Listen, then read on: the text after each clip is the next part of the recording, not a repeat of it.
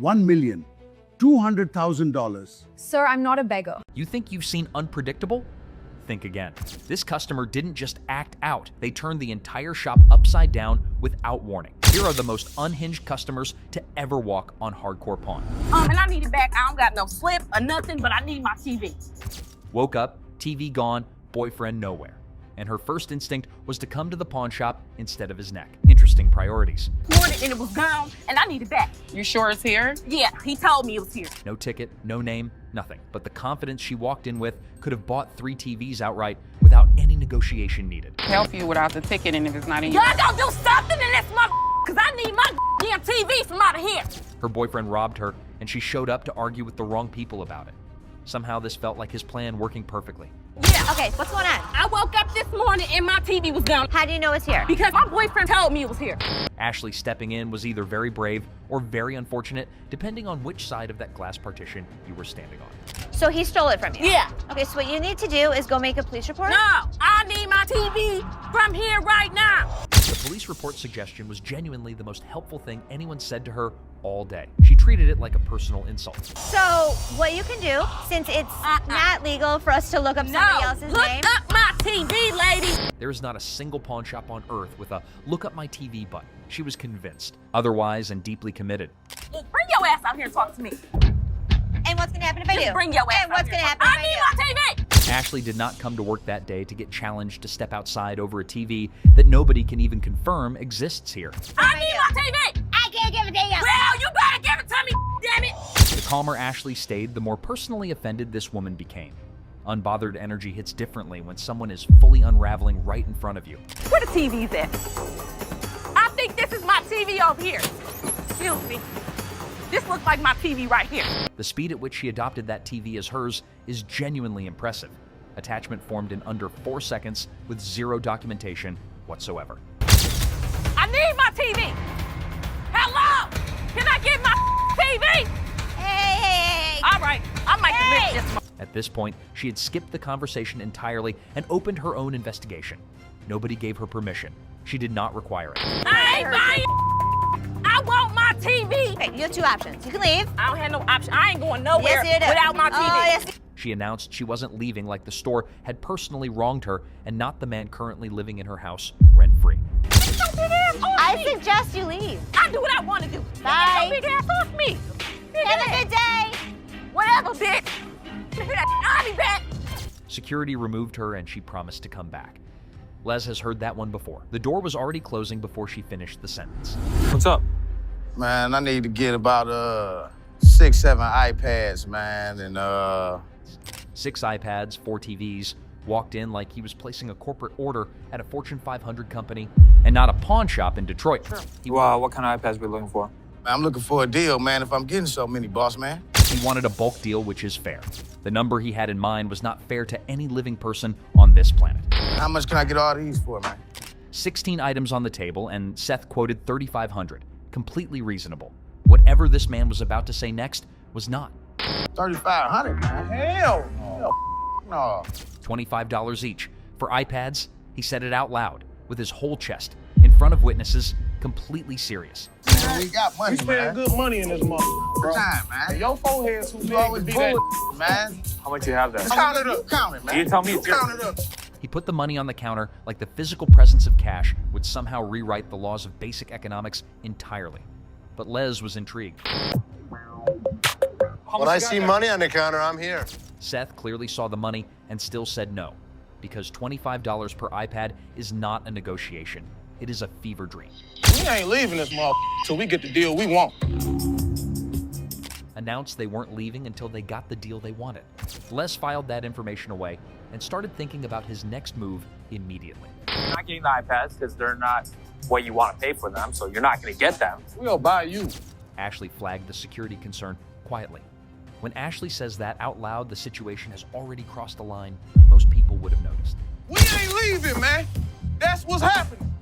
Still negotiating, still at the counter, still convinced that persistence alone was going to change what 16 iPads are actually worth in reality. What's the matter with So these that you guys, see man? that nothing is being... Man, hold on, big dog. Don't touch my money. We're not touching your money. Les stepped in, and the entire energy of that interaction shifted in under 3 seconds. That's just what happens when Les walks over. Really? Well, how about this? How about you? How about yeah, of course not. Yeah, of course not. Here, Seth handed the money back, and that was it. The counteroffer of the century died right there without so much as a receipt. Have a nice day, sir. Here. Yeah. Don't forget your package. We off, man. Next time you think customer service is easy, remember this. And if you want more unbelievable moments like these, don't forget to like, subscribe, and hit the bell so you never miss the madness.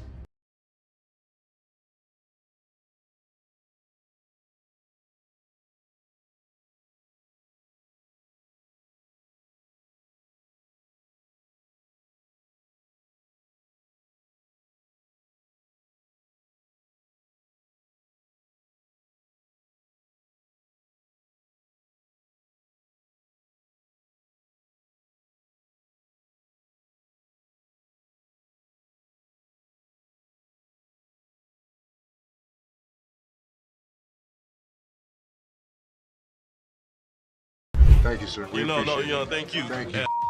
Thank you. Yeah, jackass. Take your Bitch. take Yeah, that's you. and get it. You. You make me. We don't, Sir, we don't want please. this. You can take this stuff. Sir, And sir, put it where the listen. sun don't shine. Listen. I don't know what the problem was. As the interaction begins, the customer expresses gratitude, but the tone takes an unexpected turn. Tensions rise as the customer's language becomes confrontational. The shopkeeper, addressing the situation calmly, refuses to tolerate mistreatment. The dynamics shift from appreciation to conflict, showcasing the challenges of customer service in a brief yet intense moment. Came in here, tried to spend my money is what I did. That's what I did. Okay. And come instead of trying to come in here, I'm not even talking to you. I need a liver transplant. Why? Seriously? They didn't even look at these cards. Sour Patch Kids. The narrative unfolds with the arrival of another customer, visibly intoxicated. The shopkeeper navigates the encounter with a mix of tolerance and assertiveness. The customer attempts to engage in banter, revealing signs of alcohol influence. The shopkeeper, unswayed, maintains composure and subtly addresses the situation, highlighting the challenges of dealing with individuals under the influence. I'm not even out here trying to get this $30. Not paying on my. Wow, 50 for that. Jeff, take him out, please. Better not put it in your car.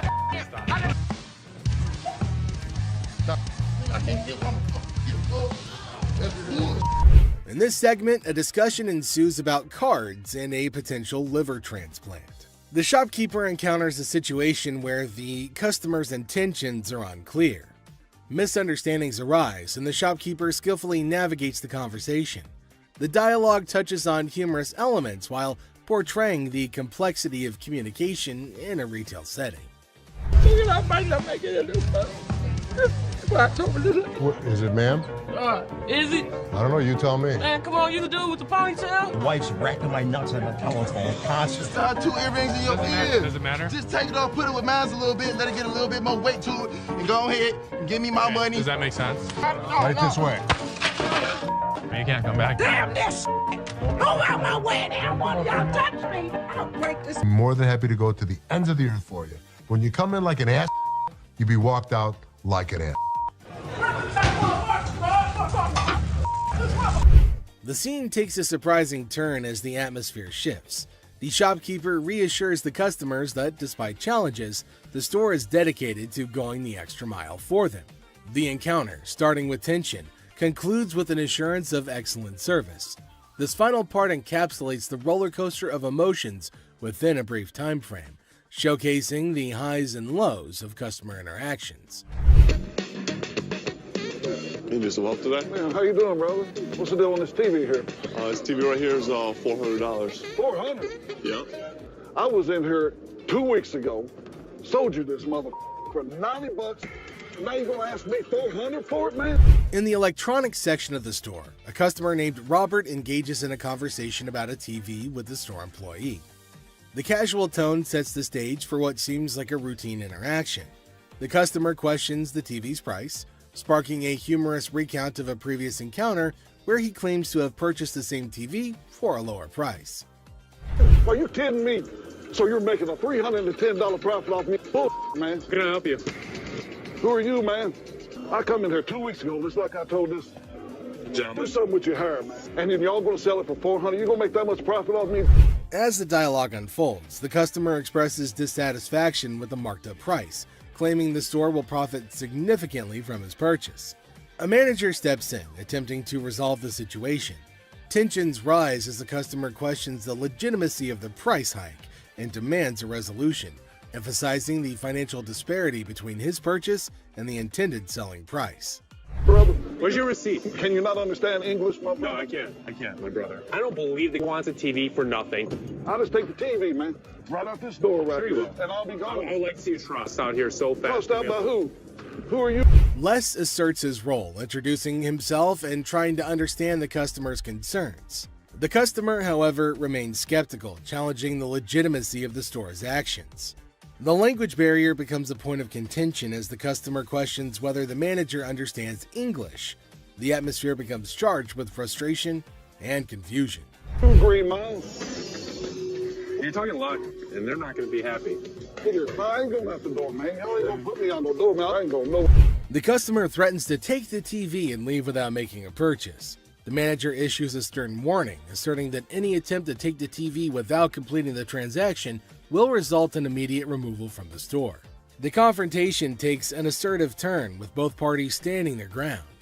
Once I get this TV. Man, get above me. Man, get off me. My damn shoe, player. You got my shoe. You got my money. Here's Jordan. This guy was acting like a total baby. He wanted attention and he got it. Despite the warnings, the customer decides to leave the store, expressing discontent with the entire experience.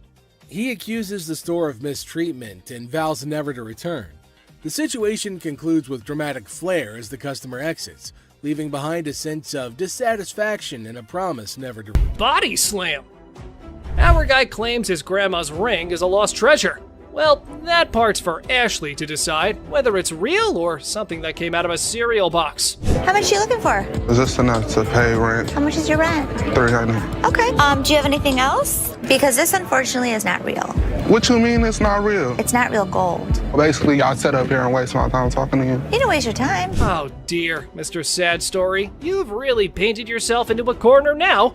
It was almost as if he was starring in his own drama series. I'm like, just give me my ring. I need to speak with somebody else because you irritate me flat out. I'm trying to help you solve Like, your what you issue. mean? What you I'm mean? trying to help you solve Like, your bitch, issue. lower your voice. This guy's acting really erratic, and it's making me really nervous. Hold on tight, because here come the Powerpuff Boys to rescue our protagonist from his own soap opera. What a gimmick. A day he's gonna remember for a while. Don't put your money in her No, she ain't by herself, man. She ain't by herself, my man. Bitch, I'll be back, bitch. You're talking that now, get the hell out of here. He was lucky I have other things on my mind, or I would have beat him to a pulp. PlayStation. In a stunning twist, our lovable, larger-than-life customer walks into the pawn shop dreaming of snagging a PS3. Let's hope the controller can keep up with his enthusiasm. How much are your PlayStation 3s? How much you want to spend? You got $70. Can't let it go for 70, my man, unfortunately. I've seen them for $70 to $80 at other pawn shops. Does it come with a warranty? It comes with an as-is warranty, unless you'd like to purchase an additional warranty, which I'd like to help you with. This is bull. Our six-pack gamer needs some physical exercise rather than video games. Mirror, mirror on the wall, who needs a jog more than them all? I need a PlayStation 3 for $70. I sell them for $100. That is ridiculous. All I got is 70. I want somebody else to talk to around here. Well, there's only gonna be one other person you're about to talk to, and if you keep your voice raised like that, we'll be more than happy to speak with you. And here's where you might consider scheduling that eye wash. Oh boy, up next could rival a comedy sketch, complete with unexpected twists and turns. Get out of here. I'm gonna take a ride, big boy. Big boy. Ride, big boy. Push me. Here we go, big boy. Here we go. Have a good day. What is all that about? What you want to do? I come down this level, beat your ass down here. What? Think you all that, bitch? Do it right. Ashley fires. So, guess what? There was a worker at the pawn shop who some folks thought might be stealing stuff. Ashley got wind of it and had a little investigation on her hands. You said you wanted to know if Tressa asked me to put anything else on the internet? Yeah? Well, she did. She did? Another watch. Are you kidding? I'll take care of it. Don't even put it on the internet. Okay. I have to check with Brian first to see if Tressa got permission to pull the watch from the display case. Right when Ashley was busy being a detective, the sneaky thief decided to drop in. What wonderful timing!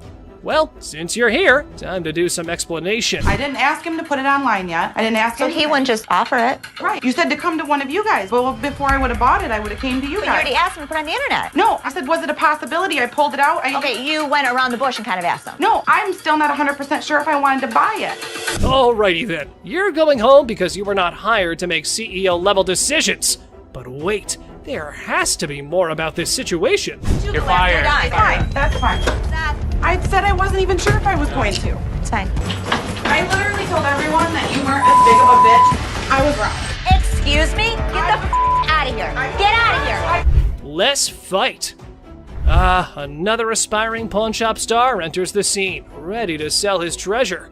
Grab your popcorn, folks. This show's just getting started. Yeah, man, I'm trying to see how much I can get for this. I'm trying to get at least 100 for it. 100,000? Yeah. I won't even be able to sell it for near that. So how much can you give me, man? $20? $20. What the hell you mean? I'm more or less helping you than anything. Man, I'm gonna need more than $20 for this, man.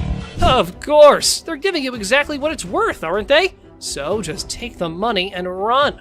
But anyway, here is how our man decides to handle the situation. I need my money. I understand. Need at least $100 for this. You paid $200 for that, I overheard? Yeah, I mean, Really, you paid $200. I'll sell you like 4 of them. Why would I want to buy? I'm trying to get money for it. I've been waiting in this line for an hour. I need more than $20.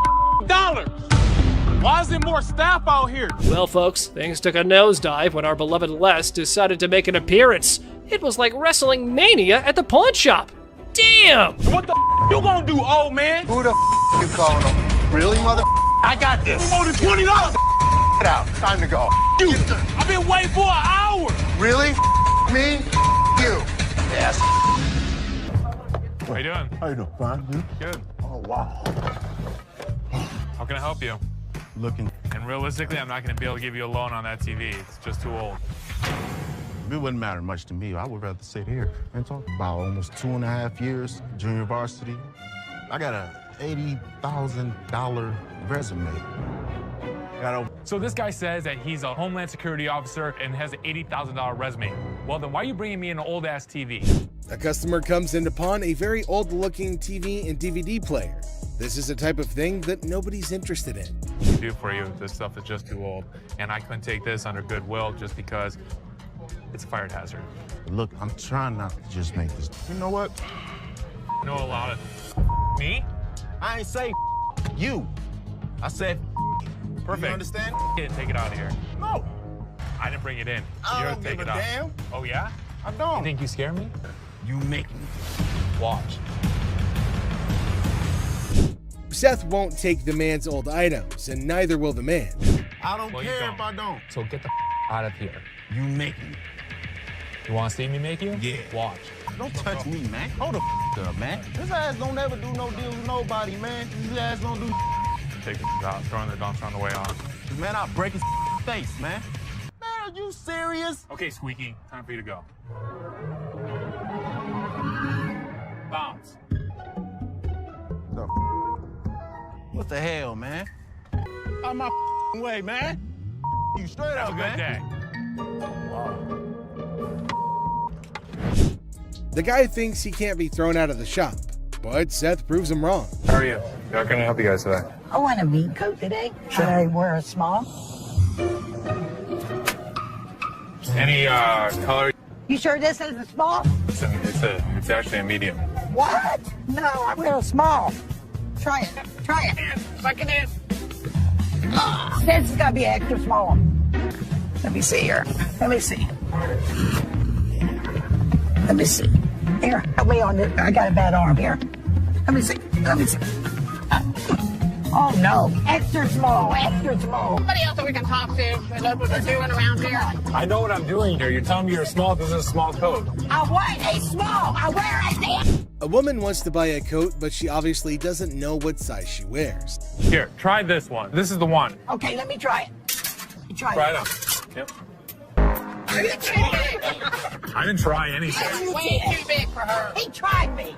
Have a nice day, ladies. Now what the jacket, Crystal? What are you gonna do? Escort to your car, machine. No. I'm tired of this. I am not going nowhere. Yes, you No, are. hell no. I ain't never coming back. Bye, Crystal. Have a nice day. Seth plays a little joke on the angry Karen and her friend just before he sends them out of the pawn shop. I need to get my stuff, my two TVs. I need your ID or the ticket. My what? ID or your ticket. I don't have no ticket or no ID. My stuff was stolen. Ma'am, is there an issue? My boyfriend called my TV, so he stole it from me. Yeah. So did you make a police report? I feel terrible for her, but I can't help her without her ticket. Look, I just want my... You don't pound on my window! Yes, I can! You can! Pound on my window! Really? Nasty! Oh my God. Pound on you, baby. Get out of here. I get my out. Now. I'm not leaving out here till I get my... Ashley has a heated confrontation with the Karen that couldn't have her way. I'm not leaving out of here. Bye. I get my... No. I'm not leaving out here till I get my... I'm not scared to leave. Bye. I ain't scared to leave. Okay. Bye. See ya. No, Mama, calm down. See ya. We're not the police, but damn it, we're not your local psychologist neither. And you have a lovely day. God. Ashley makes sure the angry Karen leaves the pawn shop, but she doesn't do so quietly. I just bought this TV. It's broke. No, I don't. When did you buy it? I bought it yesterday. Yes, I did. I need you to give me my money back. I don't know if you bought it from us. But you owe me for my DVD. Where's your receipt? I don't. Do I need to get louder? No. Why not? This woman starts trouble when Seth refuses to change her TV. Excuse me. Who do you think you are? I don't need your help on this one. Thank you. Mom. Oh my money back. Excuse me. Oh. Excuse me. Excuse me. What you do that for? Unreal. Anger management. She doesn't last long in the pawn shop, and she even broke the TV more for some reason. Someone in the comments section went all out and said how they thought the comics were not fake. They were just not worth anything. And I personally second that the woman low-key had goodwill and wanted to get rid of the comics. She never said they were masterpieces, so we can't exactly blame anyone here. She might have done it out of pure innocence, or maybe not. But Chum for sure had the ego boost in the form of a sexy lady buying all her stuff and pretending to be a professional at this while his coworker kept asking him to get an expert and get them checked for real value. And if you think $2,000 was a crazy ask, this next person has a book signed by none other than Shoeless Joe Jackson.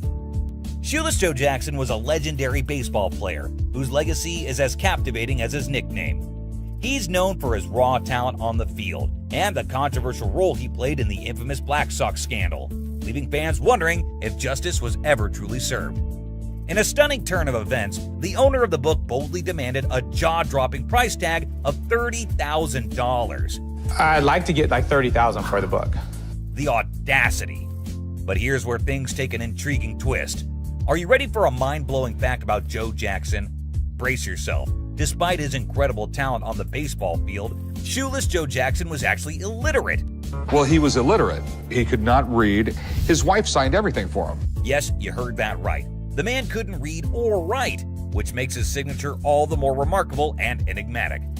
It's as if his illiteracy adds an aura of mystery and intrigue to his autograph, making it a rare gem in the realm of sports. So this could really be an amazing signature. You will not find a rare autograph. Who would have thought that behind the legend of a baseball icon lies a captivating story of a man who conquered the diamond with skill, but never conquered the written word? But Joe Jackson's signature is so rare and so expensive, I just have to take the gamble before this guy walks out the door with it. Well, let me tell you the juicy details of this intense negotiation. Rick, being the shrewd businessman that he is, wasn't about to part ways with a whopping $30,000 so easily. He could sense the undeniable value of the book, no doubt about it. After some fierce back and forth, the tensions mounting with every passing moment, a compromise was reached. The dust settled and they agreed on a figure right smack in the middle, $13,000. I'll go $13,000. I won't go a penny more. Okay, let's do it. It was a triumph for Rick, a victory in his quest to strike a deal that satisfied both his business acumen and the book owner's desire for a fair price. But a once-in-a-lifetime piece like this, I think it's definitely worth the gamble. The thrill of the negotiation, the dance of the numbers, and the satisfaction of finding common ground. This is what the pawn business is all about. But wait, is it even worth it? What do the experts say about it? Is it yet again a costly blunder? This signature is real. This is by far one of the craziest things you brought to me. She did agree the sign looked real to her, but sadly it wasn't, since he was illiterate. The signature is very controversial, and Rick sent the draft to the consensus of the community for approval. What did they say? During our thorough examination that prevented us from certifying the autographs, which means it's fake, and Joe's first name has been erased and signed over the original. And obviously, Grandpa would be sarcastic at such times. Honestly, now more than ever. Great job. Talking about being sarcastic, Chumley, you're the fury and indignation towards Chumley were detectable as everyone could see through his frivolous spending habits. And the tension was so thick, you could cut it with a knife. A man bought a supposed Gibson mandolin and asked $3,000 for it. Now, it's very clear that such instruments need to be checked by an expert before purchase, not after. But I guess they'd be losing their minds once in a while. Chumley's expert haggling skills paid off as he managed to secure the item for a mere $1,500, much to the surprise of both the seller and his colleagues at the pawn shop. 15 sounds fair. I can make a 15? profit. All right, that sounds good. I appreciate it. His ability to negotiate a great deal is unparalleled, making him a valuable asset to the team. But what does the expert say? Is it a jackpot or a lost cause? The decal, you can see where it was cut out with some scissors.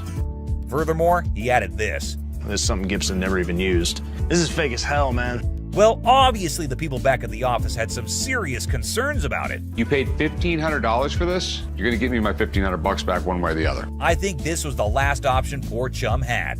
I know this last bit is scripted, but it is so fun to watch Chum like that. Oh, I need some money.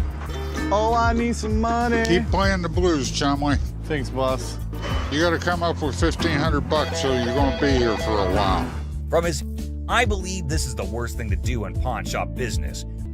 Despite being one of the most experienced players in the pawn shop business, even Rick sometimes makes mistakes. It just goes to show that no one is infallible, and mistakes can happen to anyone, no matter how much experience they have.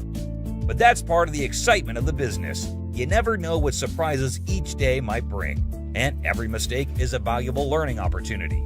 I have a Sioux youth vest. Okay. I believe it was made in about 1890. The piece he brought at the store is sure as hell a pretty one. I was looking at 1800. But is it worth $1,800? I mean, it is a baby vest. You can't just assume it's going to be that expensive because there's literally no guarantee if that's authentic. And who is even paying that large amount for a baby vest? Rick bargained and purchased the Indian baby vest for $1,300. Now, that is not a small amount either, and he made the same mistake buying it without consulting the expert first. The expert is called later to take a look at it, and honestly, no point. They already spent so much on this that knowing it might be fake is just going to increase those tense lines on their forehead. But let us hear what the expert said about it. From looking at the beadwork, it looks to be Sioux or it's Northern Plains beadwork. Unfortunately, I don't think this is from that time period. But wait, later it is revealed that it is real, but it was made for sale and not for personal use. So that kind of affects the resale value a lot, and Rick doesn't cheat with his customers. So I guess he just has to face the consequences of not being smart and going with the gut at that moment.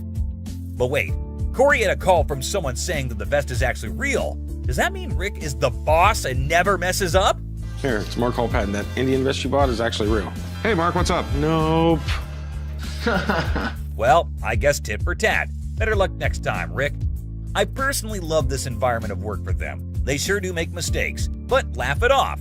This should be the way people do it, but generally, they don't. What I loved the most about this episode was the way Corey made a fake call, all for fun and just to get Rick's reaction. Well, that's only fair because Rick makes them realize they made a mistake in brutal ways. This was far better, at least. Well, Pawn Stars certainly took a massive hit, losing a staggering amount of these ill-fated deals. It's a financial blow that leaves a bitter taste in their mouths, a painful reminder of the risks and uncertainties that come with the pawn business. But hey, that's the nature of the game. Sometimes you win big and other times you take a gut-wrenching loss. It's a stark reminder that even the best in the business can't always predict the outcome. Pokemon cards. I have probably the world's #1 Pokemon collection inside this case. Cards, and they're all Charizards. When this man came into the shop, he brought a huge collection of Pokemon cards in a big box, and all the cards were Charizards. However, Rick had a little problem, so he had to call in Chum, the Pokemon expert, to have a look at what the man had brought in. This guy's got Pokemon cards. Rick, it's not Pokemon, it's Pokemon. The man had saved them all from when he was a kid. He eventually tried giving them to his kids, but they weren't as interested as he was. So he thought, why not go and try to sell them? So, Rick, you don't know about Pokemon? It's like a game like 8-year-old kids play, right? Rick didn't have much knowledge about Pokemon and how valuable those cards were. So Chum explained everything to him, from their origin to the current day. Still, Rick couldn't grasp what Chum was saying. I really don't understand why Pokemon is such a big deal, but if something like a Beanie Baby can become worth a lot of money, maybe these can too. The man had a lot of valuable cards, especially the first edition, which, according to him, could easily sell for $50,000 to $100,000. However, Rick wasn't ready to believe that people actually buy these kinds of things for such a high price. So how much do you want for these things? I'm looking for right in the area of $500,000. With the man demanding a huge sum of $500,000, Rick knew that he had to get an expert opinion other than Chum's. And he says they're worth $500,000, and it just doesn't make any sense to me. Well, there's a lot of cards here, Rick. After examining each and every card, the expert was sure that all these cards were genuine and the most valuable in the Pokeverse. According to him, Rick had 20% of the Pokemon market sitting on his counter with all those cards the man brought. I'm estimating anywhere from $380,000 to $390,000 for this collection. Really? So the seller might be a little disappointed with what the expert proposed, but it was still something Rick found very, very hard to believe even after the expert's opinion. My problem with these is if I go to sell them, I can't have any conversation about them because I know absolutely nothing. I don't even know what a Charizard does. Rick could not buy those cards no matter how much profit he saw on them, and Chum and the seller could not help but feel disappointed in him. I still don't know the difference between a Pokemon and a Charizard. Actually, Charizard is a Pokemon. Yeah. Mystery box of fun. Mystery box of fun. Yes, it is. What this man brought in was a mystery box of Funko Pop vinyl toys, which had both Batman and Joker inside it. These were the limited edition figurines offered at San Diego in 2013. However, it actually came with 3 figurines: Batman, Joker, and a special metallic Skeletor. Funko's a really incredible company. They started coming out with them in the 90s, and then Funko changed hands. The seller was a sushi chef, and he wanted some new knives, so he thought, why not go and sell his brand new untouched toys to the pawn shop? Rick had to give him a history lesson on Funko, of course. You know, I was happy with these being a part of my collection, but then recently discovered that they might be worth something. Okay. The man was looking to get at least $3,000 out of the toys, so Rick had to call in the expert to determine their actual worth. What this was in 2013, and pretty much every year since, Funko has produced what they call the Mystery Box of Fun. After examining all those figures and seeing that their condition was perfect, the expert was sure that these 3 toys were going to sell for good money. But how much exactly? Let's find out. What are they worth? The set being in nice condition and what they are, I think you'd have no problem getting $2,800 for the set. The negotiations went on, and the bag. Imagine this super funny video with a lady who's basically playing the I'm lost in a bag shop game at a crowded mall. So there's this awesome comedian pretending to be her, right? She strolls in like she just landed from Mars, completely clueless. Yeah, okay, I went to get my purse back to make my payment. Then, out of the blue, she locks eyes with a black bag, and boom! She's convinced it's her long-lost twin, with a mix of determination and total confusion. That's my purse right there. That one right there, the black one. So I want to know why it's out there. She marches over to the lady in charge, ready to solve the mystery of the twin bags. It's like a comedy treasure hunt in a bag store, and you're in for a hilarious ride. Get ready to laugh your socks off. Here's the money. I want the purse. That bag was never in pawn. Now get this. The shopkeeper, a comedic genius with timing that's spot on, coolly spills the beans. She says, "Hey, this bag's not yours." But oh no, our lady on a mission won't back down. That's not your purse. How do you know it's not my purse? Because that purse has been out there. Let me see it. With this epic confidence, she declares, "No way! This bag and I go way back." They're like childhood buddies. And here's the best part. You want to buy it? I just want to look at it and make sure it's not mine. She throws down the ultimate challenge. Bet you this bag, if it's not mine, I'll hand it over. But trust me, it's practically family. It's like a comedy duel in a bag shop, and you won't believe how hilarious it gets. Oh my God. Get your hands on. Meet Cam, the scene stealer of the century. Picture this, chaos in the bag shop, and here comes Cam, our superhero security guard. He's like, "Hold my coffee," and smoothly escorts the determined bag enthusiast off the counter. Have a nice day. Let's go. Walk yourself out, yo. You. Walk. But wait, she's clinging to her bag like it's a ticket to a comedy show. The laughs hit the roof as Cam keeps his poker face while chaos reigns. This video's a comedy roller coaster. And Cam, the unsung hero, it's a laugh-out-loud male adventure that you don't want to miss. Go to see with that pole, right? Go. Bitch! Go where you got to go. I'm gonna kick your ass. You wait. Sign of free cash. In the pawn shop sitcom, the worker dazzles the customer with the prospect of a 30-day cash fiesta. The seller, with a classic "How can I help you" line, unwittingly opens the door to financial freedom hilarity. It's a tale of interest-free loans, dollar storage fees, and a comedy of errors that promises 30 days of pawn shop shenanigans. But that's not what the y'all saying and saying. Misreading it. No, you're misreading it. The customer attempts a 30-day free cash caper, armed with a misinterpreted sign. The seller, caught in the crossfire, insists it's an interest-free loan bonanza, not a free cash party. Cue the comedic chaos as the customer points fingers, and the pawn shop sign becomes the unintentional star of a sitcom episode gone haywire. It says it right here. Free cash. The customer demands free cash like a rock star on tour. The seller, armed with the reality of interest-free loans, faces a barrage of demands. The customer, teetering on the edge of pawn pandemonium, enlists a surprise ally, a sassy woman who jumps in the scene like a comedy superhero. Cue the applause for this unexpected twist in the cash crusade. Antique computers. Got some equipment here. Yeah. We need some money. We're going to out west. In the pawn shop time machine, two hunters strut in with ancient computer relics. The seller, bewildered by their outdated tech, questions if they're stuck in the 80s. The hunters, claiming they've wiped out all of Michigan's deer, aim for a whopping $900. So how much are you looking for? About $900. The price tag triggers more shock than a retro computer's boot-up sound. What I can offer you is zero. Zero.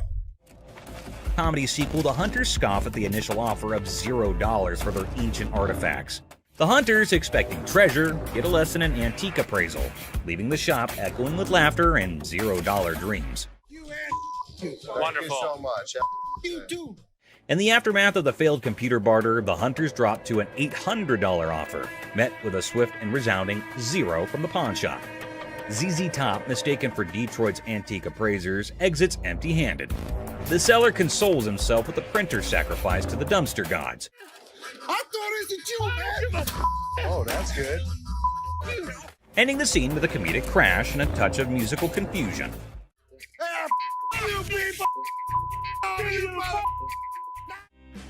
Plump man. Hi. Hi, how are you? Brian, I'm Les. Nice to meet you. I need to get a watch for my wife's anniversary. In hardcore pawn, Les Gold faces off with a cheerful, plump customer aiming to sell a watch for his wife's anniversary. Les, ever witty, discovers it's their anniversary too. The old man deadpans 25 years, prompting Les to hilariously inquire, "How many happy years, man?" Laughter ensues in this pawn shop comedy. How many years you been together? 25 years. Oh, okay. How many good ones? The pawn shop guru checks out the watch and drops a bomb like a comedy bombshell. How'd you even get this? It's like a fake superhero. Now our chunky hero looks puzzled, like he just missed the joke. But no giving up, he starts haggling like, okay, what's your I don't believe it's real price? Okay, I don't think it is, but if you say it is, well, what are you going to give me for this? I want to trade for a watch. Too bad the shopkeeper shuts it down quicker than a bad punchline, not willing to spend a dime on what he thinks is a phony watch. Talk about a comedy of errors in the pawn shop. It's fake. I'm not interested. Let me see what you got in watches and take. Now brace yourself for the ultimate comedy meltdown. Our plum seller cranks up the chaos meter, throwing wild threats about the shopkeeper's wife and claiming he's seen her somewhere. You're married, right? I am. Okay, I've seen your wife. Lucky you. Yeah, lucky me. I don't think so. This triggers the shopkeeper, turning the whole scene into a chaotic carnival. There's two things you don't talk about. What's that? My wife and my family. In the blink of an eye, security guards swoop in, snatch our hefty hero, and give him the grand exit, escorting him out like the star of an unexpected sitcom. Guess what? Our main guy, kicked out of the shop like a party crasher, hits the street with a style only he can pull off.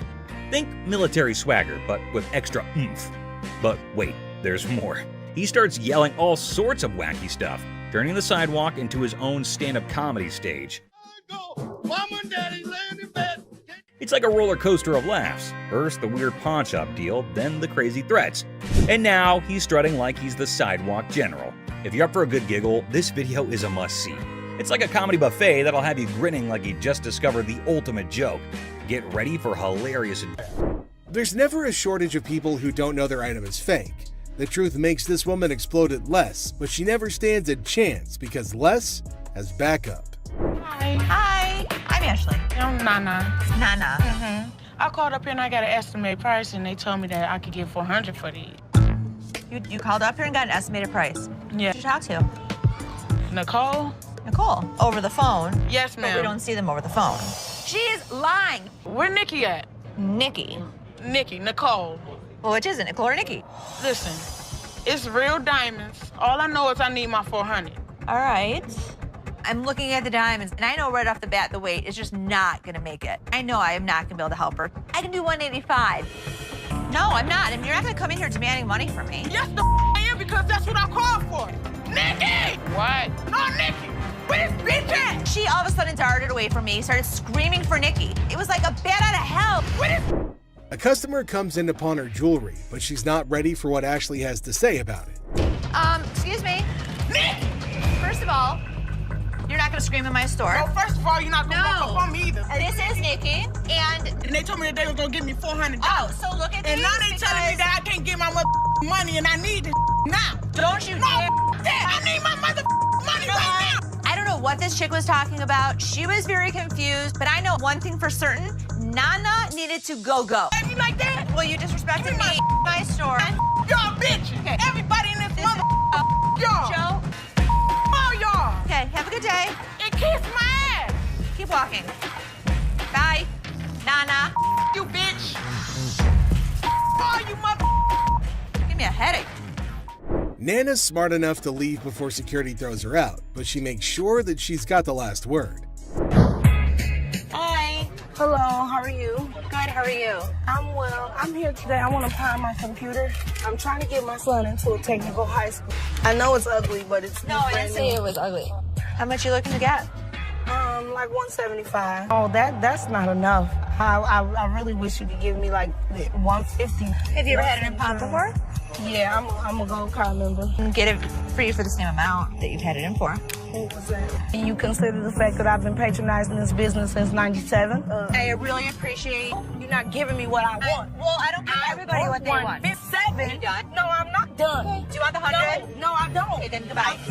This customer walks in with a laptop and a price that just won't cut it. Ashley knows this one's gonna have to go. What do you mean goodbye? You can walk out the store. I can. But am I going to walk out? You will. Who's going to make me? I want to see somebody make me leave up out of this motherfucker. Not giving me what I want. Well, I don't give everybody what they want. 150. Well, if you had as something a patron that's been patron since '97. Are you done? No, I'm not done. I want to see somebody make me leave up out of this motherfucker. Are you a lady or are you a child? I don't give a what I am. And don't think that you won't. Because all I got to do is make a phone call. You know what? Get out.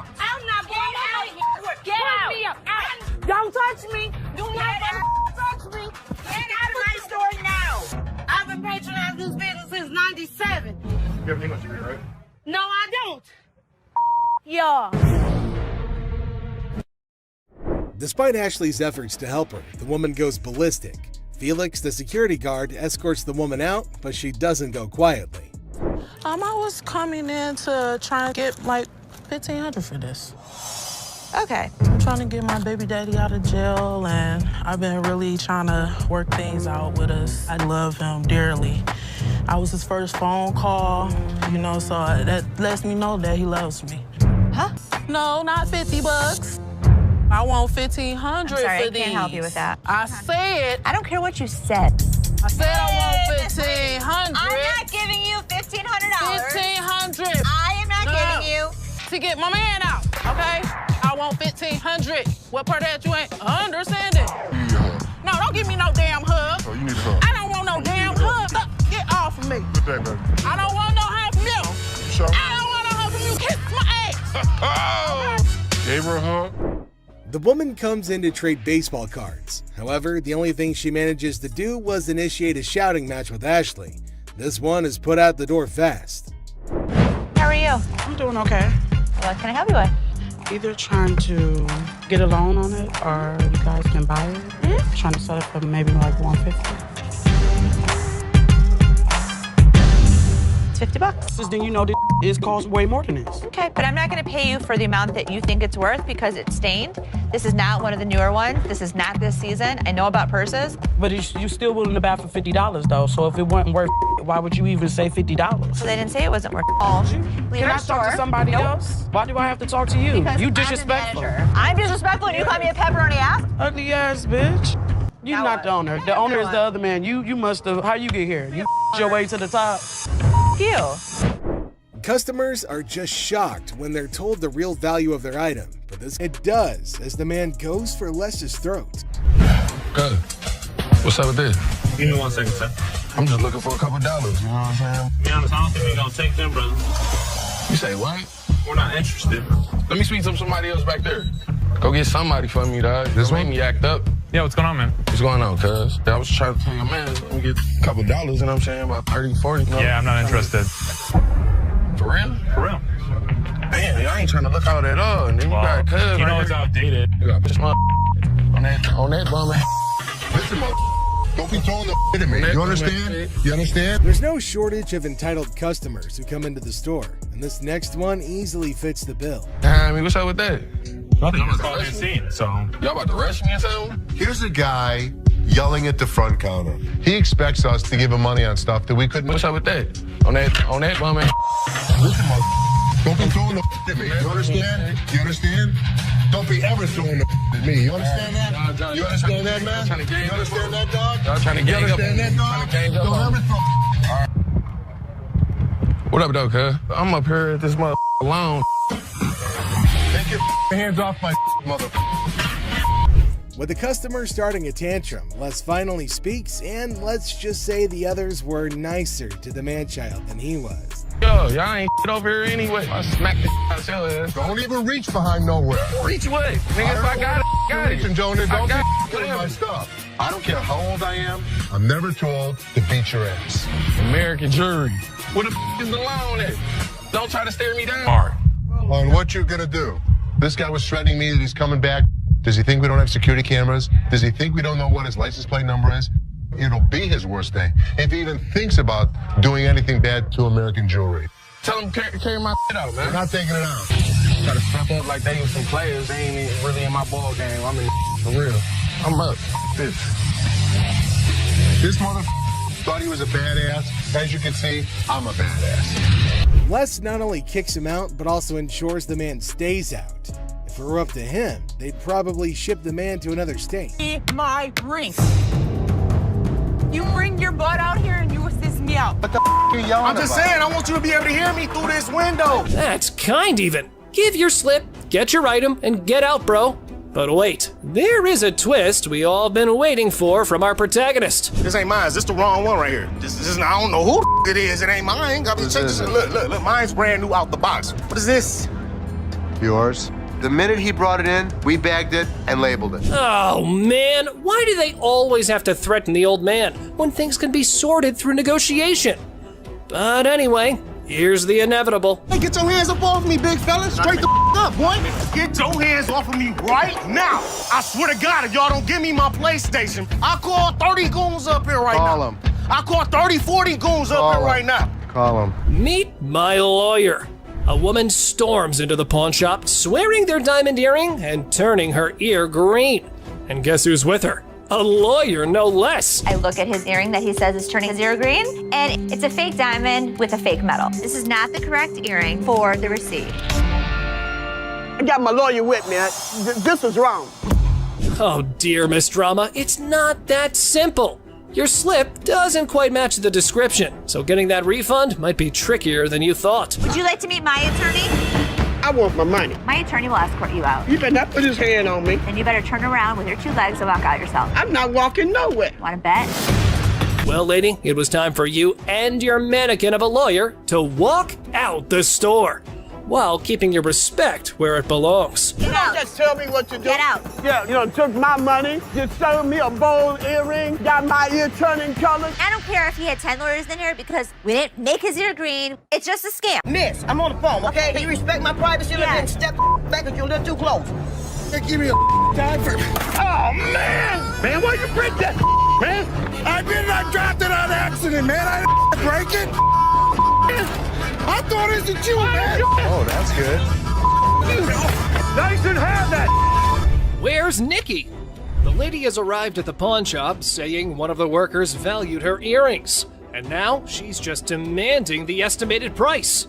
What a mind wreck, I gotta say. Who'd you talk to? Nicole? Over the phone. Yes, But ma'am. we don't see them over the phone. She is lying. Can I see your merchandise while I'm at work and while you're sitting in your living room? You need to come in, you need to evaluate your earrings, we need to test them. Where Nikki at? Nikki. Nicole. Ashley, ever the detective, was in suspicion mode, attempting to dissect the situation. However, the customer's reaction swiftly threw a wrench into her gears. Listen, it's real diamonds. All I know is I need my 400. I'm looking at the diamonds, and I know right off the bat the weight is just not gonna make it. I can do 185. So what you're saying is you're not gonna give me that $400, right? No, I'm not, and you're not gonna come in here demanding money from me. Yes, I am, because that's what I called for. Well, it appears our lady has raised some eyebrows about her sanity.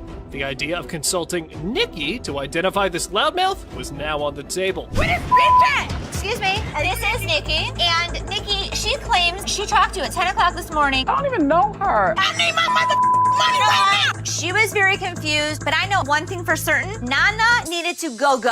Phone call lady. This one time, an elderly woman disrupted the quiet at the pawn shop with her booming phone conversation. Oh boy! To Ashley, her voice was nothing more than a symphony of annoyance. You ain't supposed to be talking to me like that either. Who the hell you think you talking to? No, I'm talking to you. Ma'am? You know what? You know what? Ma'am? You know what? Excuse me, I'm on the phone. I know, but You know- you're No, I'm not. I mean, Excuse me. hold on. Miss, I'm on the phone, okay? Okay. Can you respect my privacy a little bit and step back if you're a little too close? What's the matter with you, lady? You're in a public place. This ain't your backyard. You better keep your volume down or take your business elsewhere. Duh. Miss, get somebody to help me, please. What do you need help with? I need some help with my rings right Can you here. take off your Haven't you just- Wait, you just walking up on me? Can you see my rings? I don't even know who you is. You want me to help you? Don't walk I up on can me. help you now. Do not walk up on me. Or else what? Okay, keep walking to find out. This lady was probably angry with someone else and had decided to make this pawn shop a stage for her little vet session. Well, here's how Ashley took control of the situation. Now, can somebody help me other than you? No. All right, that. Don't follow me no more. I won't come back in this bitch. All the motherfucking times I've been coming in here giving y'all my motherfucking and this is how I'm getting treated. Y'all. I told you. I don't know who the hell this lady was mad at. You. 70s PC. Two older folks enter the pawn shop with 1970s computers. They hope to sell them to fund a trip out west. Let's see if they were able to enjoy the blast from the past. Got some equipment here. So how much are you looking for? About $900. To be honest, if you bought these new, it's about like $400. We need more than that. Yeah, we need more than that. What I can offer you is $0. Zero. Things took a sudden turn, and honestly, it felt like we stumbled into some reality TV treat. buckle up, because this pawn shop just got a lot more interesting. You mean zero? Most people don't get that aggravated when they bring in like ancient artifacts. Yeah, people collect these. Oh, they're antiques now. We'll take 800. Zero. How many times do I need to tell you? We're not interested in it. Leave the store. I'm not taking it. Well, fellas, y'all better just use it to scroll some pictures of the out west, because I probably think that trip's now canceled.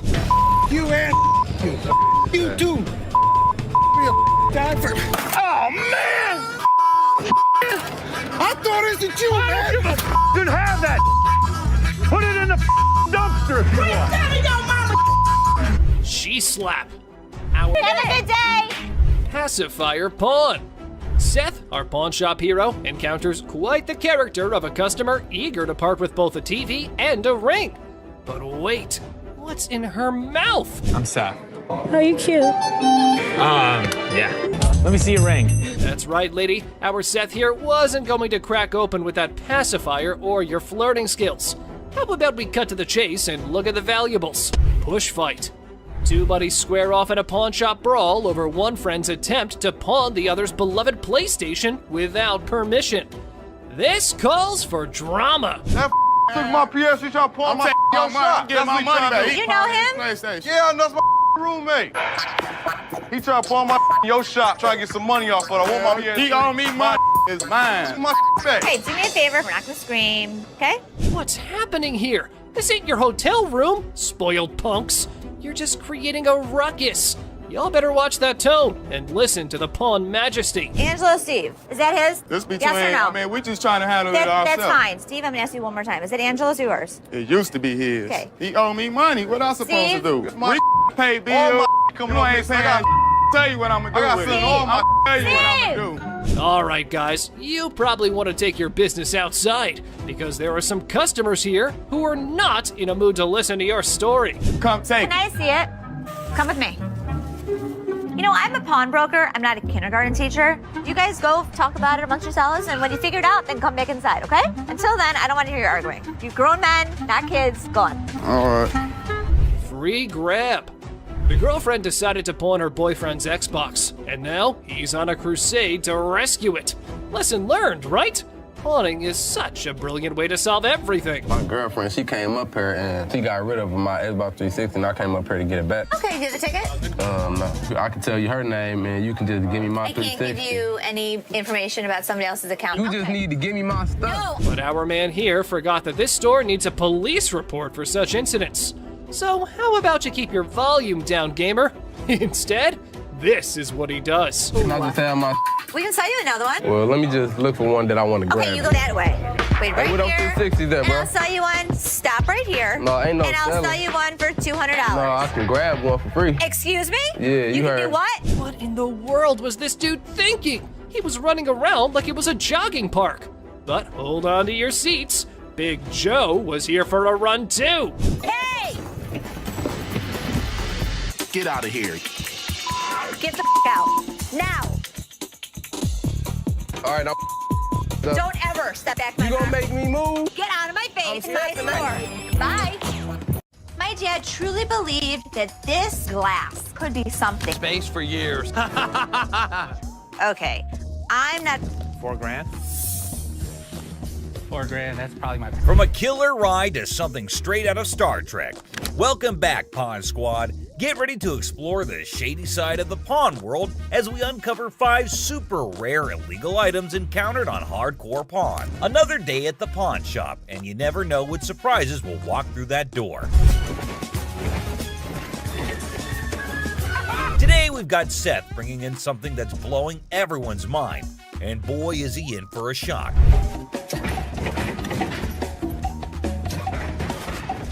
Our friend Penny rolls in with a rare 83 T-top cutlass, lowrider frames, and a fully customized beauty.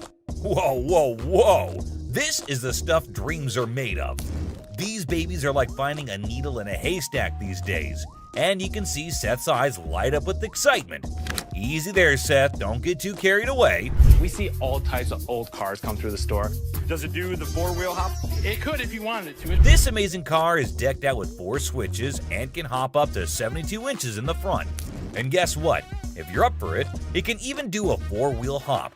Talk about a versatile ride. You wanted to, it's equipped to, but it's very rare we see a tricked out car that actually jumps off the ground. This car is the real deal, folks. It's got all the bells and whistles you could imagine. How often do you come across a fully equipped ride like this? Seth can't help but admit that it's incredibly rare to see a car that's not only fully customized, but can also jump off the ground. He can't resist showing off, telling us about the car's 4 hydraulic pumps and a whopping 14 deep cycle batteries. More batteries mean more power, right? Seth and his buddy can't resist the temptation to hop in and experience it firsthand. And let me tell you, they are having a blast.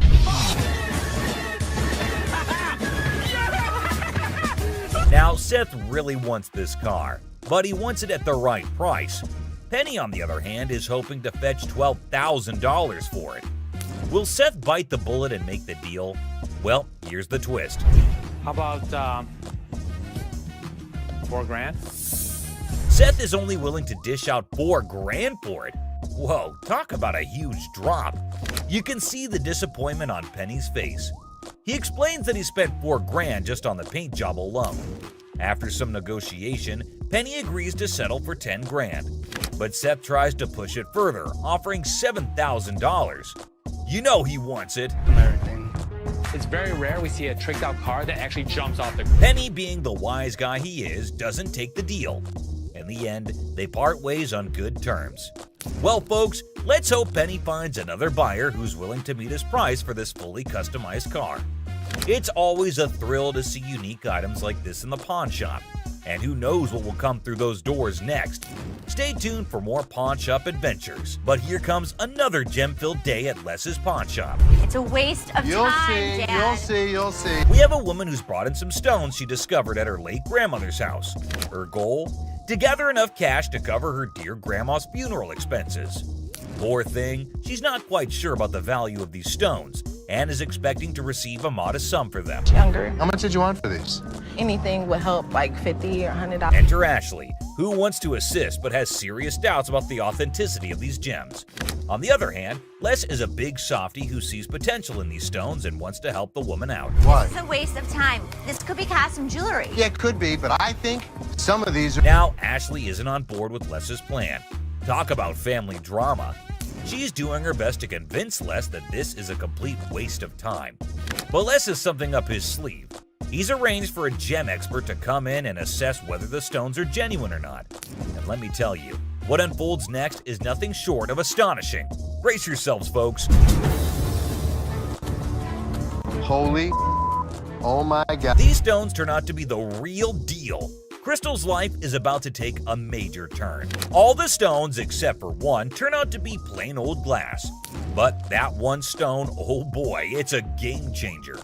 It's a rare Burmese ruby worth a whopping $10,000. Les's hunch was spot on, and boy does it pay off.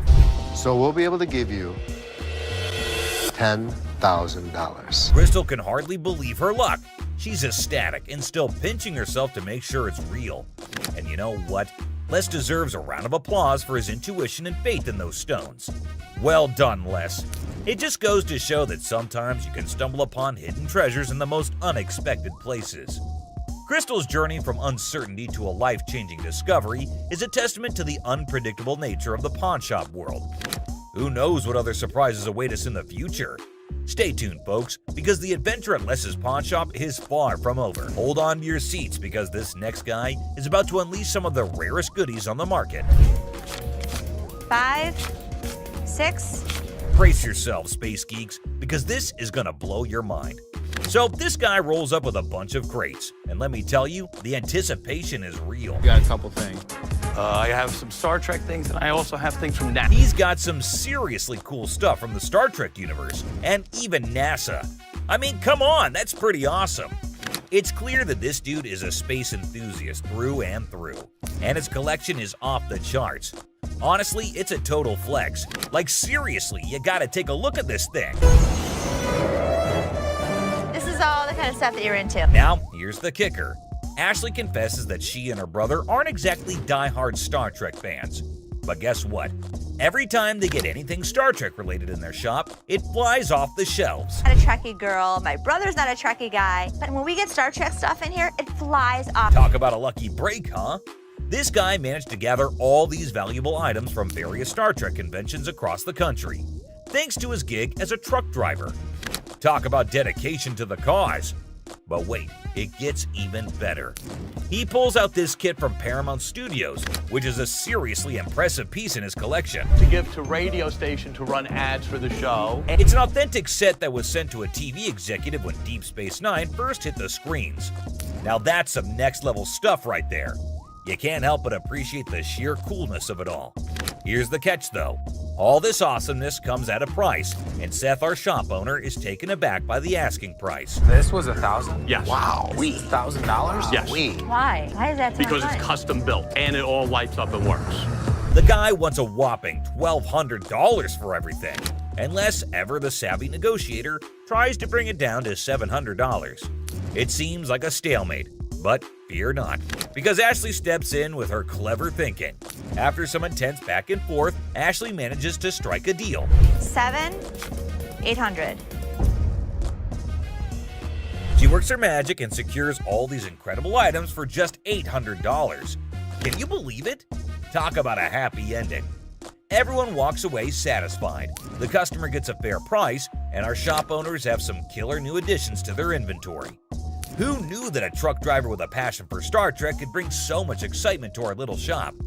It just goes to show you never know what surprises are waiting around the corner. I kid you not. This next guy just pulled up with a true gem. Checker taxi cab.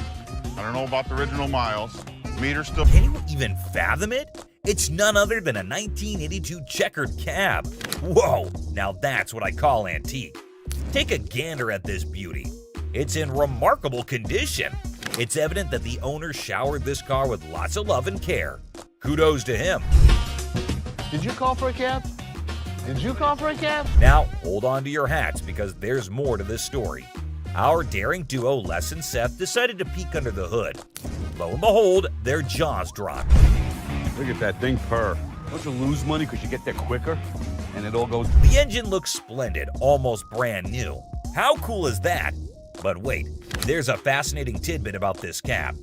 Back in the day, they used to write the rates right on the taxi door itself. Talk about genius! This way, the rates were fixed, making it easier to attract customers. It's a shame we don't see this kind of thoughtful detail nowadays. The door. Did you see the rates on the door? Yeah, I did. The shut up one is one I like. And guess what? This car enthusiast doesn't just have one of these incredible cabs, but a whopping total of 4. 4, my friends! And out of all his prized possessions, he decided to part ways with one and sell it to this very pawn shop. As long as the price is right and it's in good condition, we can make a profit. Boy, oh boy, Les and Seth should count their lucky stars. Now brace yourselves for the asking price. This customer is seeking a jaw-dropping $10,000. Can you believe it? Les, being the inquisitive one, questions the reason behind such a hefty sum for what seems to be a mere antique car. Sensibly, Seth suggests that the customer take the car for a spin, just to ensure everything is running smoothly. Perhaps then they'll be able to negotiate a fair price. Good thinking, Seth.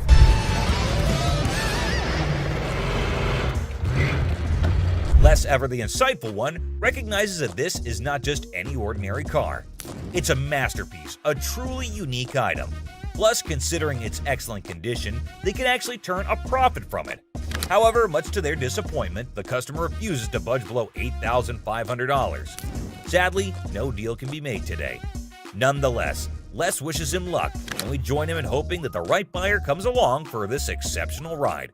Fingers crossed. This guy walked in all eager to sell something big, and boy did he deliver. Here's the kicker.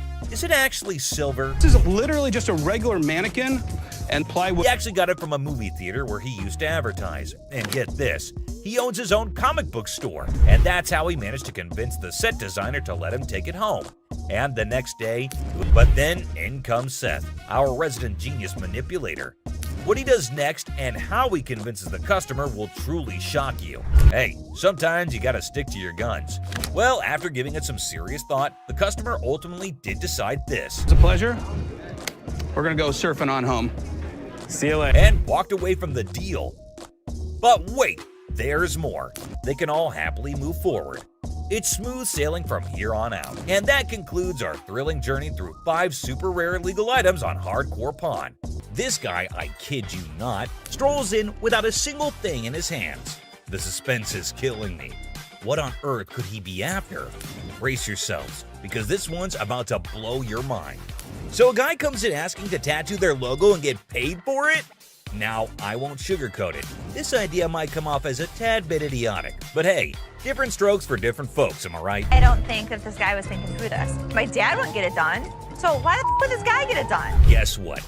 Ashley ain't exactly blown away by this whole thing and finds it pretty dumb if you ask me.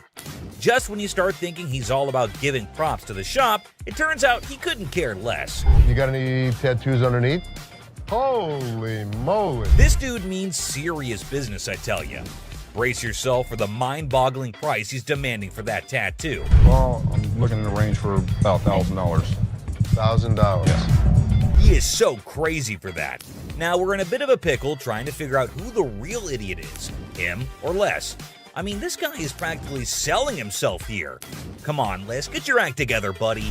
He's gonna have a new tattoo. Wait, you wear a shirt, so you'd be covering it up. No, I wouldn't be covering up. I'd walk around. But here's the moment of truth. Did they strike a deal? Drum roll. Nope, not a chance. This dude wasn't willing to budge below $500 for the tattoo, which kind of makes sense, I guess. But Les wasn't about to cough up more than $250. $250. Can't do it. So hey, at least you didn't end up with that dumb tattoo, am I right? Now get ready for this next woman, cause it's about to get interesting. So this lady is trying to make some money by selling these coats to cover her bills.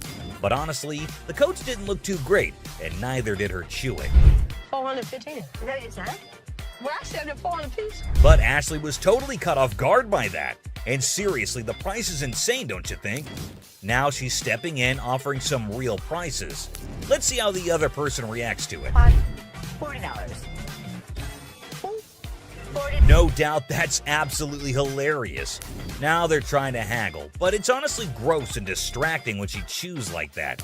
I mean, check out that silly behavior. How's that come? So the bodyguard is clearly here to kick her out, and you won't believe what she pulled off. Boy, I like big boys, yeah. You know, climb up on you, huh? That was just plain weird. But the next one is even weirder, believe me. And speaking of flirting, this next customer is on a whole new level. She's got a necklace in her possession, so she's not showing up empty-handed. But here's the twist. She's actually here for Ashley, or something else. Could it be her sneaky way of striking a deal with the pawn shop? She's got a good personality, and she's so sweet. Oh, snap. That's the thing, guys. A lot of people pull off scams like this. And let me tell you, the way this woman starts behaving with Ashley is just downright bizarre and idiotic. But hey, let's not waste any more time on the theatrics and get down to business, shall we? Can I look that up? Yeah, I got a good price. I adore. Now Ashley's starting to feel a bit uneasy with this whole situation. It's not every day you encounter someone acting all creepy when you've never even met them before. And here's the kicker. This woman insists she's been here before, but wait till you hear what the system records actually reveal, and trust me, it's gonna be a shocker. I look her up in the system. She's never been here, right? I can't find her. Well, well, well, are we really surprised here? This woman just can't seem to stop flirting with Ashley, but what really concerns him is her dishonesty. And let me tell you, her response to it is nothing short of idiotic, yet undeniably hilarious. We've got ourselves a real comedy act unfolding right in front of our eyes. So you lied to me? I do like you. No, you lied. Now, I can't help but wonder if she was just playing her cards to seal the deal, or if she genuinely had a thing for Ashley. Either way, she managed to strike a deal, and now she's out of Ashley's hair. Mission accomplished, I suppose, now back at the pawn shop. And this time, we have a surprise because we've got a whole cast of characters in here today. Check out this lady starting off all cheerful and friendly, saying hi to the folks at the front desk. But out of nowhere, she does a complete 180 and turns ice cold. What's her deal? Ring out. You lost this ring. This lady is all like, I totally came by here last month, I swear. But guess what?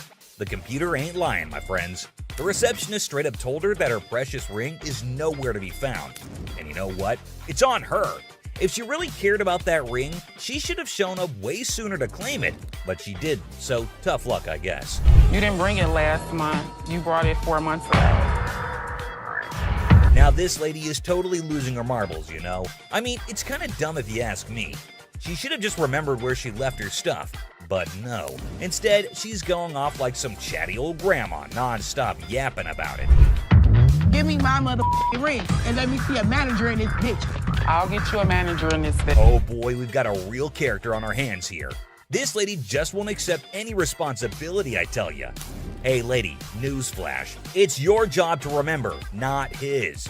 This is where she's really taking the cake and acting like a complete idiot.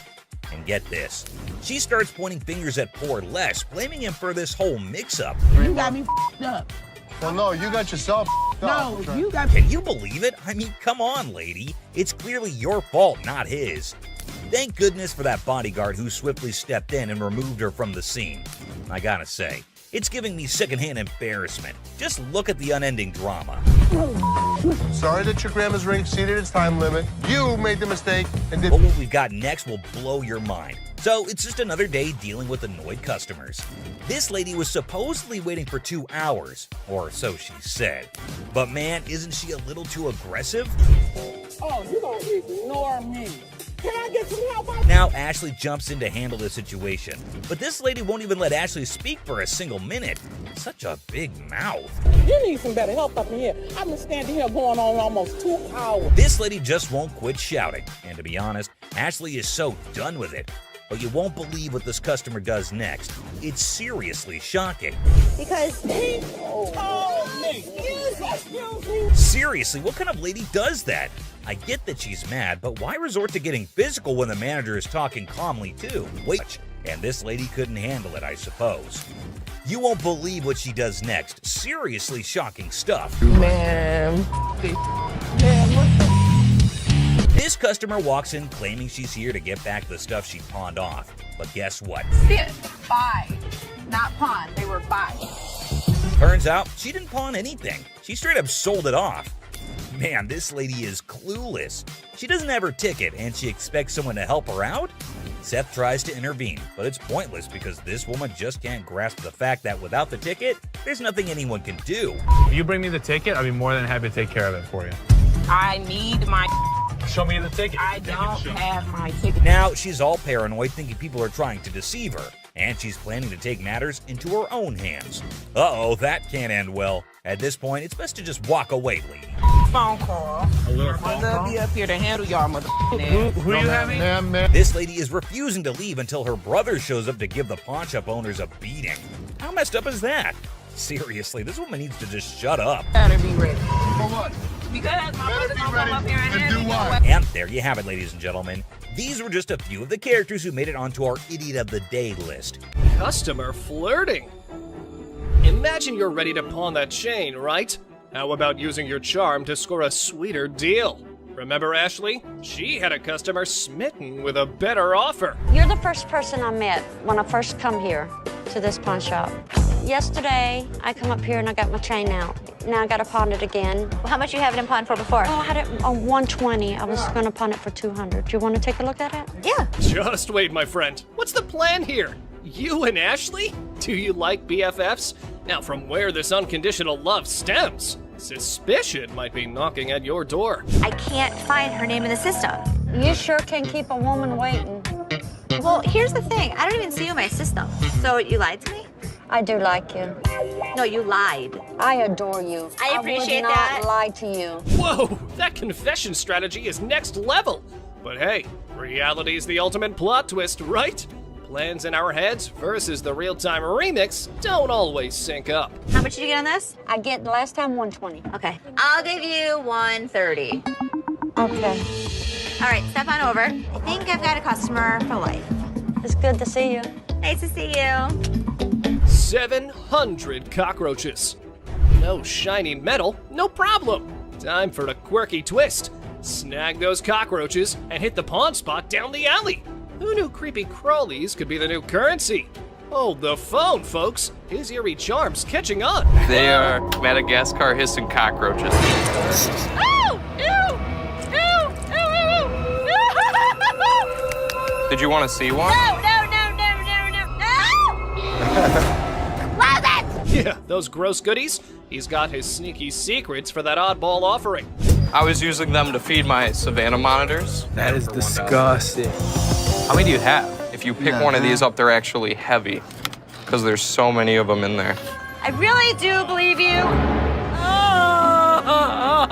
Seriously, bro, we're talking a buck a pop. Those things are tough to sell, even as giveaways. It's like offering a lifetime supply of, well, nope. You better take them back home. I wish I had somebody that needed them. Thank you very much. I'm sorry.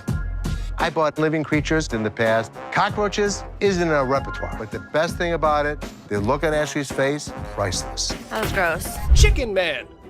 Alrighty, folks, we've got the Rocket Man on our radar. But hold on to your feathers, because here comes the Chicken Man on a mystery hunt while eating chicken in the pawn shop. That's ironic. You hungry? No, I'm not that. I got this for free. I work there, you know what I'm Oh, saying? do you? Yeah, let me show you. Feel free to lay your chicken on the counter. All right, look, this is what I do. I say I got chicken and finger sucking. Come for a plucking. Looks like we've cracked the age-old riddle. Why'd the chicken cross the road? Well, to get a pawn shop watch, of course. But hey, buddy, you're not pulling a poultry prank now, are you? He's eating chicken while he's talking to me. Oh, all right, look, everything I'm getting right there. You're spitting chicken on the counter. That's for you, man. Can I see that right there? Sure. You see it? How much this cost? $1,200. $1,200. Check out Mr. Chicken over here. He's likely on a goof-off mission. However, Seth seems to be pretty annoyed. Oh, here's how he neutralized the chicken threat. Are you seriously gonna buy something, or are you just... You ain't even let me see. Dude, now you're bothering me. In a second, Byron's about to choke a chicken. Oh, choke a chicken? He's about to. All right, look. Make a deal. Byron, want a piece of chicken? You touching chicken? Come on, man, let's go. Man, you know what? You ain't got to touch me. Angry mom. Sell that, mate. $45. This chat game with Seth could ruffle more scratches than a ticklish itch. So I can get you $45. Needs a masterclass in manners. Let's dial up an apology for his bad language. Minute paint. Take a disrespecting Ashley.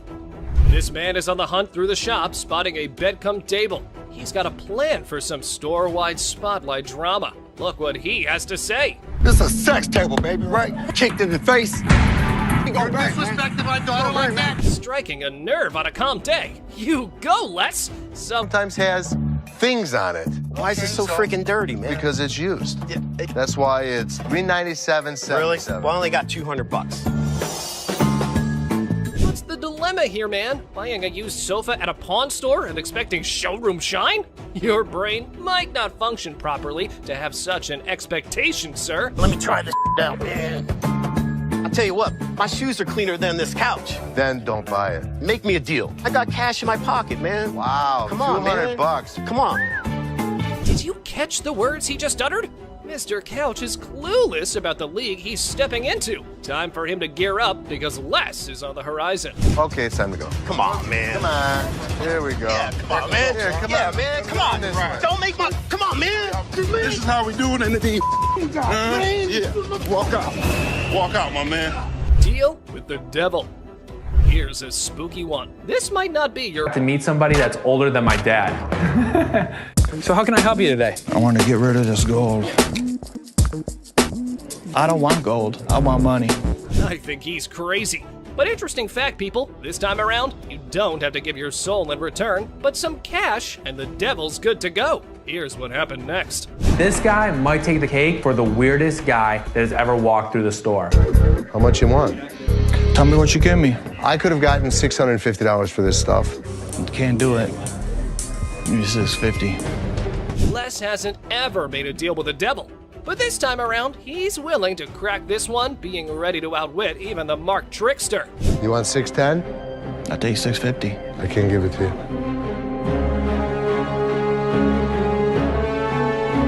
I guess we don't have a deal. I'm sure you're curious about what happened, so let's not waste any time and jump right into it. So this customer walks into the pawn shop looking visibly upset. As usual, Ashley greets him and asks how he's doing. Turns out he's not doing well at all. Here's the reason why. I'm not doing so good. No? My grandma just passed. I'm sorry.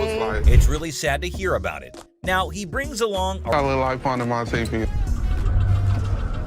He starts getting rude with Ashley. You got me up. No, let's go. Let me go. Let me go, man. Just when he thought everything had settled down, the customer goes ahead and threatens Ashley, saying he'll come back to get her. Oh dear, that's the biggest mistake he made since entering the shop. We all know what happens when someone messes with Ashley, right? Well, brace yourself and see it for yourself. On the ground. On the ground. On the ground. Dang, the customer was literally scared for his life. Next up, it was just another normal day at this famous pawn shop called American Jewelry and Loan, located right in the heart of Detroit, USA. He comes in with his Xbox and immediately tells Les that he needs to get as much money as he possibly can for it. Like, obviously, that is clearly what everyone is here for at the pawn shop. He knew that they probably get a lot of Xboxes anyway, so that does not set him apart from the rest of the regular customers. When Les asked what he needed it for, this guy had quite a story to tell. And it is definitely a full-fledged roller coaster. He reveals that he needs as much cash as possible, and it is all for his girlfriend. Why store? When in fact, it was way cheaper here at the pawn store. Clearly, he did not understand the concept of it. Seth asked the guy where he usually went shopping, and when he said the mall, he asked the guy if that is where he got his earrings from. And get this, he paid $500 for it. Rhonda finally loses her cool and tells her son to keep quiet because it is her birthday, and she is allowed to pick out whatever she likes, and he definitely does not get any say in this. Seth comes to her defense too, and tells the son that it's her birthday and her money, so she gets to make her choice, only to discover that they're as fake as a $3 bill. And let me tell you, he is not a happy camper. The anger starts bubbling up inside him, and guess who bears the brunt of his frustration? Poor Seth, the pawn shop employee, gets hit with some seriously rude behavior. But here's the thing, folks, that employee was just doing their job. It's a classic case of drama and tension in the workplace. Buckle up, because we're about to witness the clash of these two titans in the crazy world of hardcore pawn. This time, Michael approached Ashley and tells her that he has a mink coat for her. She immediately asked him if he had brought it in before. He walks in and notices a table and immediately just announces to no one in particular that somebody needed to come to help him out with it. That's really not a nice way to ask. Jeez. Take a look at how he was behaving. He was being very crude, and Ashley notices his presence there very quickly, especially considering Leslie has reached his boiling point. He simply couldn't tolerate how this disrespectful dude was brace yourselves, because things are about to get real intense real fast. Without hesitation, he grabs the guy by the knee. She's here to sell her TV and a ring, hoping to cash in a cool $800. Cheesy lines, awkward body language, and a whole lot of discomfort. It's like watching a car crash in slow motion. Get ready to flush your eyes with water after this one. Oh no, the cringe just keeps on coming. Like she was trying to break the cringe-o-meter. Who in their right mind thinks it's okay to make such inappropriate comments in a public place? It's beyond disturbing and down. Up next, this customer is yet another WTF, but on a whole new level. Did you go to class like this? Yeah. What do you say? Around them feel uncomfortably silent. He starts sharing some rather personal details. Talk about to the max. And the worst part, he knew it was being recorded. Like, bro, did you freaking look on the woman's face? She's not exactly thrilled with that quote. Why is it $50? The certificate and everything is in there. And the bag costs actually way more than that. Well, if you can tell, it's... In fact, she's downright pissed off from the get-go. She starts going on and on, trying to justify why $50 is an insult to her precious bag. She's all like, hey, it's got the certificate and everything. I deserve at least $75 for it, even though it originally cost way more. But Ashley, being the savvy businesswoman she is, ain't buying it. She calmly explains to the woman that the bag is stained, and that's why she can't offer the price she's looking for. It's like trying to sell a damaged slice of pizza for full price, you know? The lady's just gonna have to accept the reality of the situation. But you still willing to buy for $50 though, so if it wasn't worth it, why would you even... And let me tell you, the exchange between Ashley and this bag-loving customer is anything but pleasant. It's a classic case of someone thinking their precious item is worth more than it actually is. Will the lady come to her senses and take the deal, or will she storm out of the store in a fit of rage? Yeah, things really start to heat up at this point. The woman, clearly not satisfied with Ashley's explanation, starts raising her voice and getting all confrontational. Ashley, being the pro she is, remains calm and composed. She's not about to back down from a little confrontation. She stands her ground and reiterates that the condition of the bag significantly affects its value. It's like trying to sell a scratched-up smartphone for top dollar, you know? People want their luxury items to be in tip-top shape. But this woman, she's not having any of it. She's convinced that Ashley is trying to lowball her and rip her off. The tension in the room is real. Customers nearby are watching with wide eyes. Can I talk to somebody else? I don't want to talk to your pepperoni looking ass. Can I get somebody? Hey, pepperoni look. Oh boy, that customer really crossed the line with her insults. Pepperoni looking ass is definitely an unusual choice of words. And well, it's not a very flattering one either. It's basically an insult and a very stupid one. But here's the thing. This customer clearly underestimated Ashley's authority and position in the store. She didn't realize that Ashley was not just any employee, but actually one of the owners. Talk about a major oops moment on her part. Ashley, being the boss lady that she is, didn't take kindly to the disrespect. She made it clear that she didn't want to engage in any business transaction with someone who was being so blatantly rude and disrespectful. And honestly, You disrespectful. I'm disrespectful. she kept shouting and abusing Ashley while the guard escorted her out of the door. But she could scream all that she wanted. Ashley was not going to give one tiny little thought about it.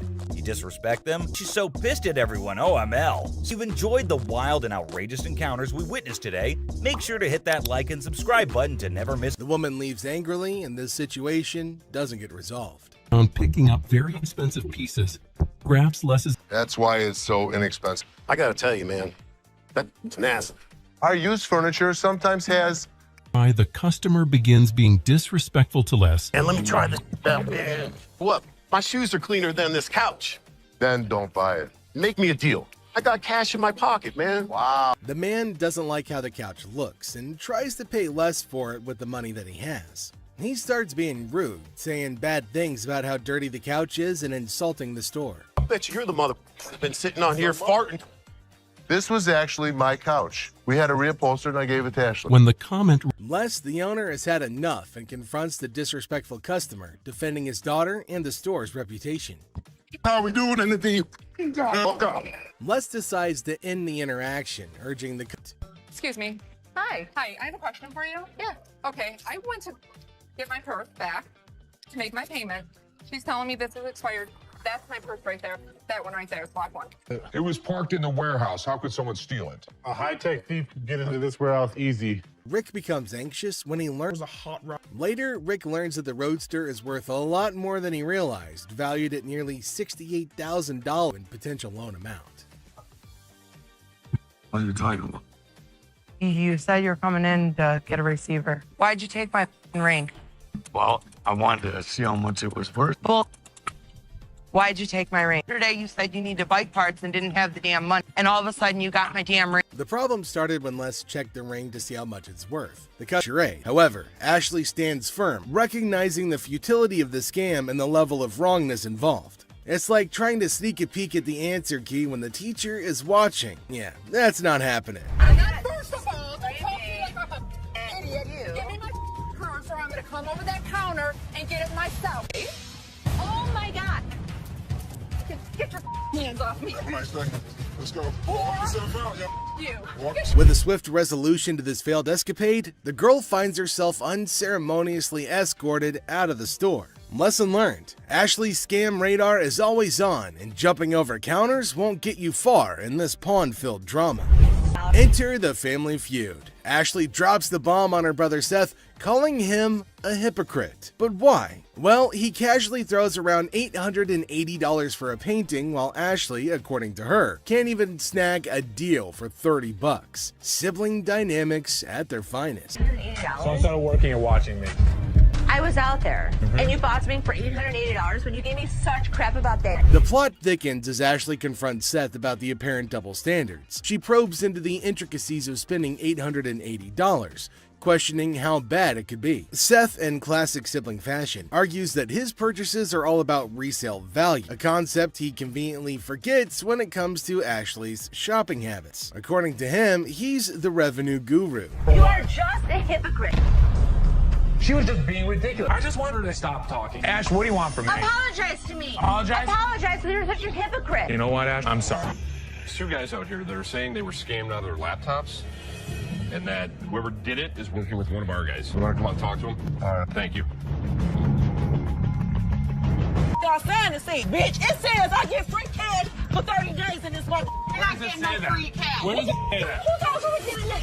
You didn't. I'm not talking to you. I need my cash. I need my cash. It says it right here. Free cash. Oh, and to make matters worse, she started shouting at her. Everyone around started looking at her, wondering what the hell was going on. Seth and Les get a little furious as everybody's just standing around trying to figure out what's going on. She started bullying her, but the lady tried to explain to her again that she misunderstood the agreement and they're not just gonna give her free cash. But this lady's just not listening to anybody. Well, Seth then enters, so who knows what's gonna happen now. I brought my friend with me. If you get a loan and you refer a friend, you can get 30 days. Interest free. That doesn't mean we're just going to hand you cash. What do you have to pawn? Come on now. You don't have I'm the Stop screaming. Can you read? Read what it says. I can read. I can read. Les entered and asked her whether she read the whole document or not, and she was not listening and constantly arguing and pointing to them as if they had done something wrong. Meanwhile, other women decided to intrude, and oh my god, it's gonna be funny. Looks like they've all decided to have a fight in the pawn shop. Wonder how that's all gonna end. And it looks like Les is gonna join in too. The other woman that just jumps in the middle. You gotta get in that you gotta go.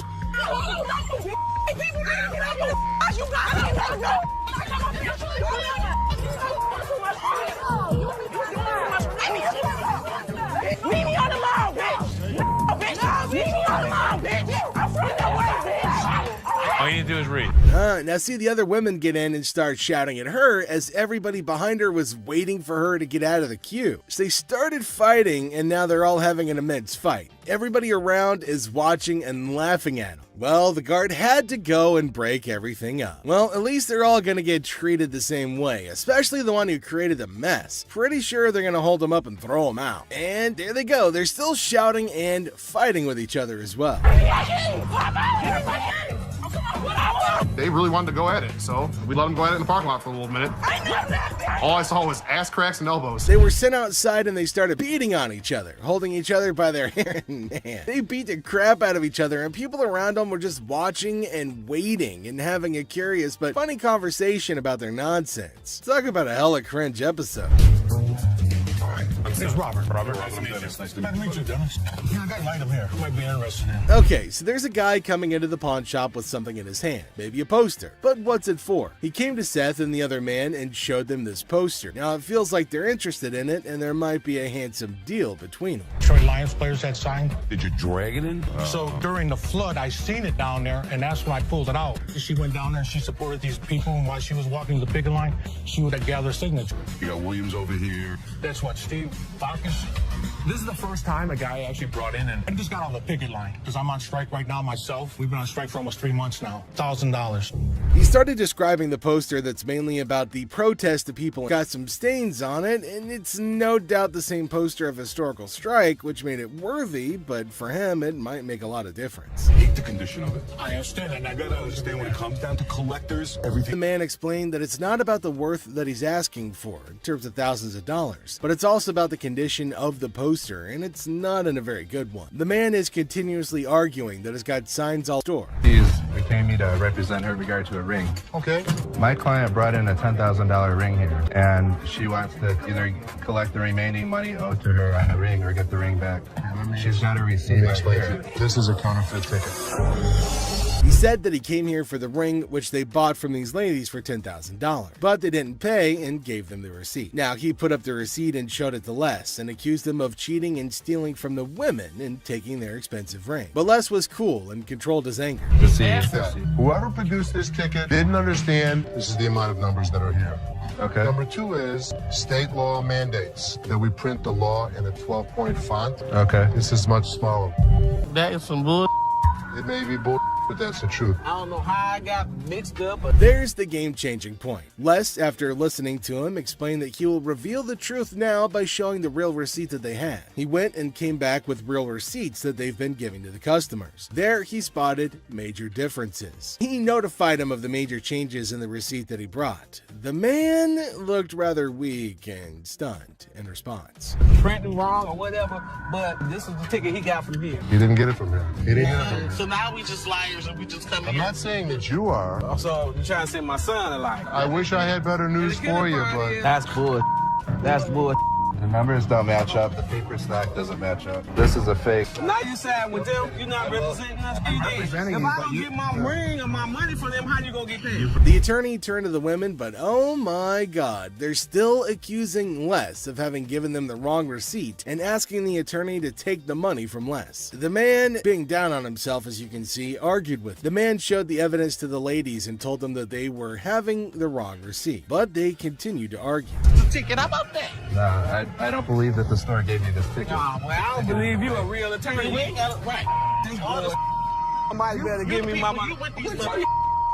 He's my attorney. You, him, security. Have a nice day. Nah, you got me, bitch. Sorry, young man. The ladies started harassing both of them and started using personal attacks. They were all arguing amongst themselves. Pretty crazy. The attorney went back as he can't do anything for the ladies. How are you? I'm doing okay. What can I help you with? Either trying to get a loan on it or you guys can buy it. Trying to sell it for maybe like $150. $50. Why is it $50? The certificate and everything is in there. And the bag costs actually way more than that. Well, if you can tell, it's actually stained Okay. all through here.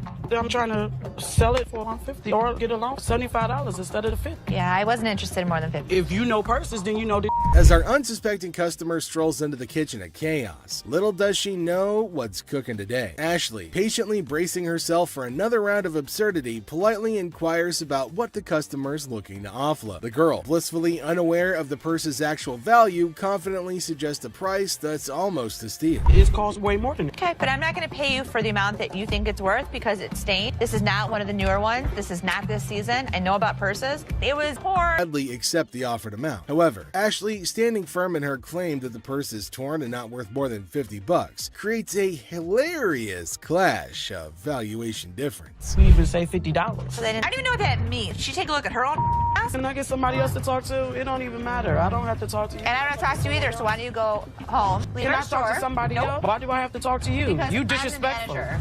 While removing the glass from the cases, both suspects placed the jewelry and many other valuables in the bag.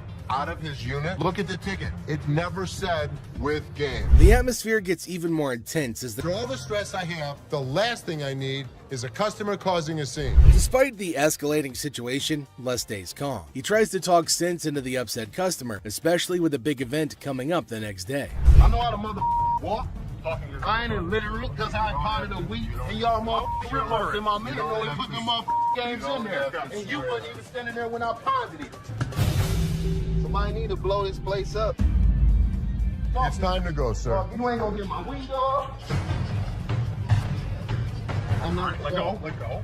Can I get my weed? Don't get it for you, don't worry. You're making a threat like that? The situation becomes alarming when the upset customer makes a threat to blow up the place. Les, rightfully concerned about the safety of everybody, asks the guy to leave. Security becomes a priority, and the customer's demand for his belongings takes a back seat to the potential danger that he's creating. It's a challenging moment for Les, who's just trying to manage the chaos caused by an irate customer.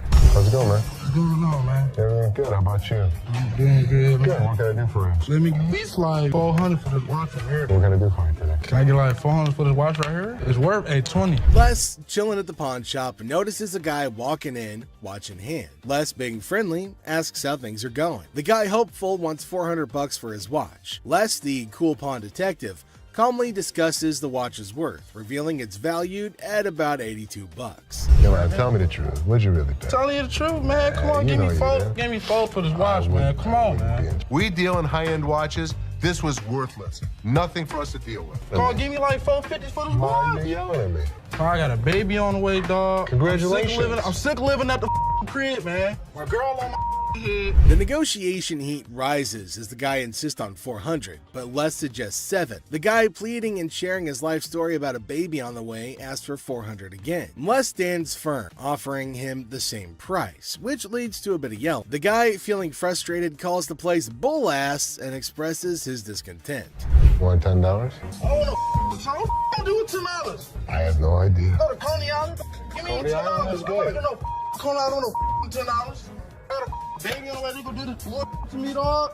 You looking like a crazy fool. The tension escalates and the guy feels disrespected, using strong words and even threatening Les. Les, staying cool, suggests maybe he should have been given $400, hinting at a broken lamp that needs payment. The situation gets intense, with the guy considering if he should have taken the deal. Cash for this watch, man. 400? Oh, I'm sorry. This is a bullshit ass place, man. This whole ass place, dog. Excuse me. You call it what? You call him a bitch? You? I'll knock you the out. You know who you talking to. Tell me. Dog, don't touch me, homie, dog. Touch me, dude. Then maybe he would have been able to pay me for the lamp that he broke. Yo, I'm off with you, dog.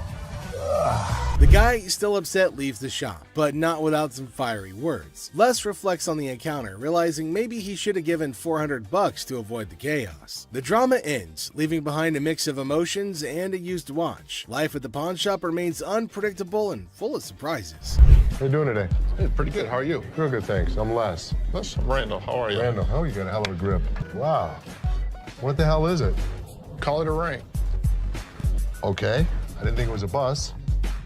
How'd you get it? I just got it.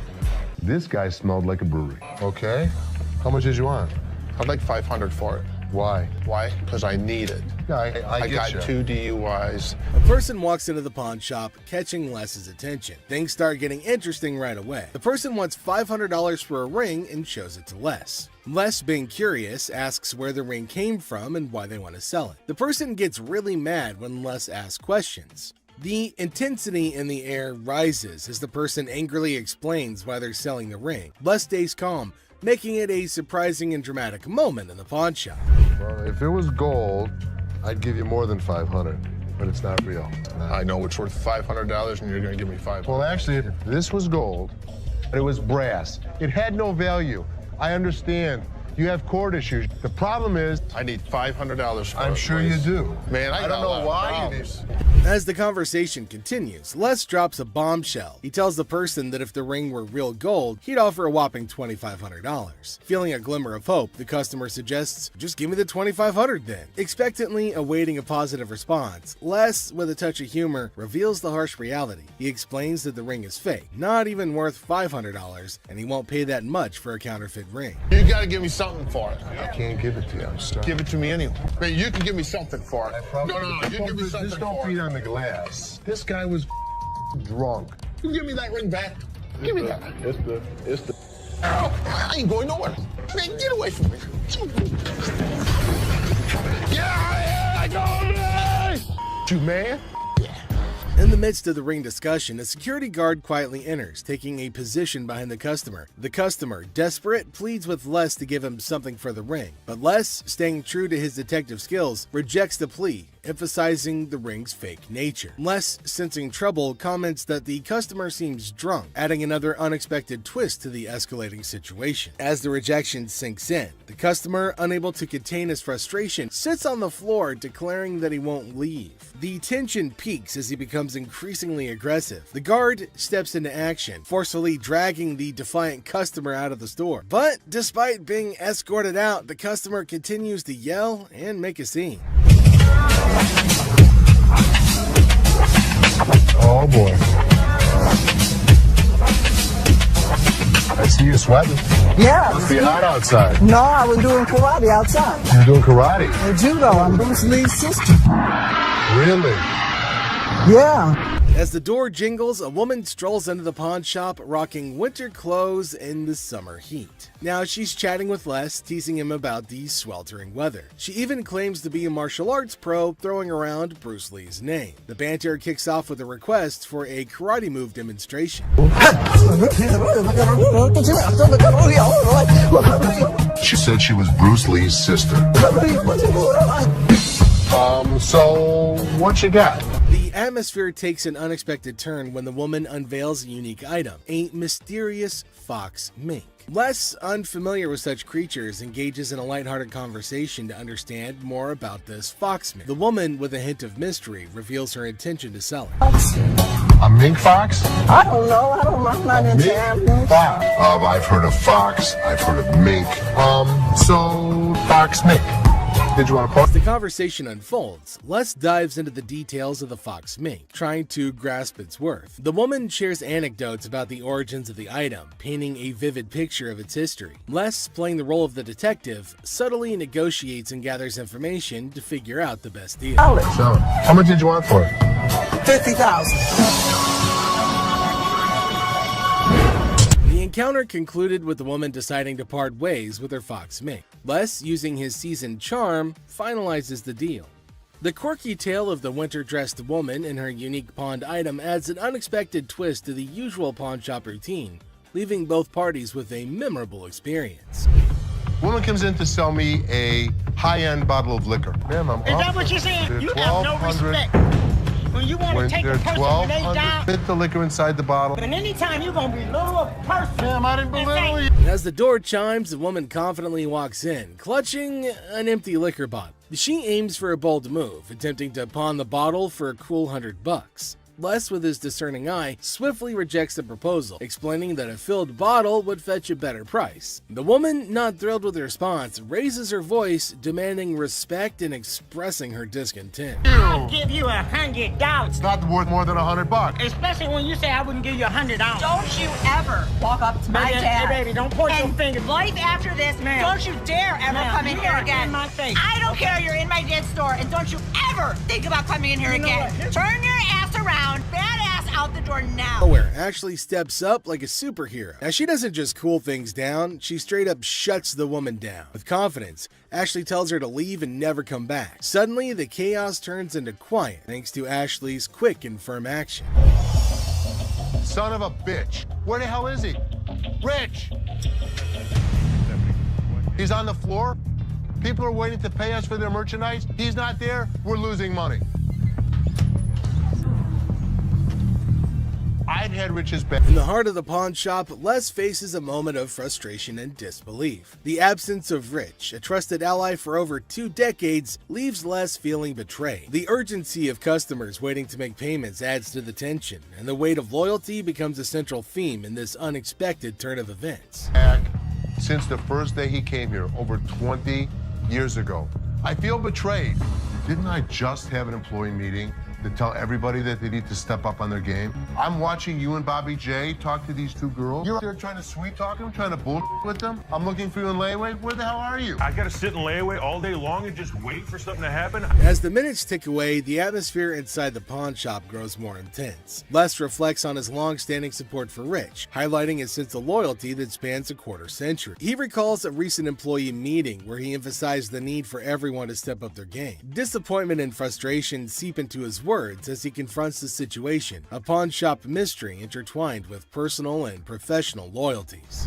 I'm watching you and Bobby J talk to these 2 girls. They're out there trying to sell their jewelry. You're out there trying to sweet talk them, trying to bullshit with them. They end up walking out the front door. You put me in a position that you were the next to go. In this pivotal moment, Les delivers a stern warning to a fellow employee, Bobby J. The scene unfolds with Les observing interactions and attempts at sweet-talking customers. The threat of termination looms as he recounts the consequences of letting down the team. The dialogue underscores the severity of the situation and the potential impact on job security. Tension rises as Les grapples with the repercussions of the unfolding events.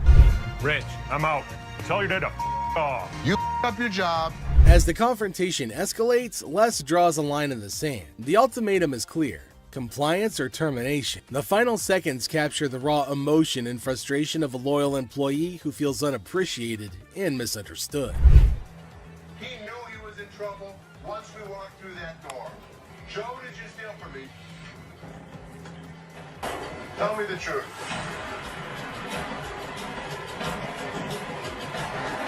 Inside the pawn shop, a sense of trouble looms as the head of security, Joe, faces a difficult moment. The air is heavy with anticipation as accusations are laid out. In a tense exchange, the truth emerges when Joe admits to stealing. The weight of the admission sets the stage for the unraveling of a trusted employee's actions. The detectives call in uniformed officers to put the cuffs on. And then he reaches into his pocket and pulls out an assortment of jewelry worth over $7,000. As the admission hangs in the air, the situation takes an unexpected turn. Detectives call in uniformed officers to apprehend Joe. A place built on trust is now shaken to its core as the true extent of the betrayal unfolds. You go this way. This is my loyalist boy, my head of security, guy that trusts me. The arrest unfolds and reality sinks in for the pawn shop owner. The disbelief is evident as a devoted employee, the head of security for the previous 3 years, is carried away in handcuffs. The emotional weight of the betrayal is clear in the owner's voice, which expresses the anguish of putting trust in someone who later proved dishonest. If he was, he could be anyone.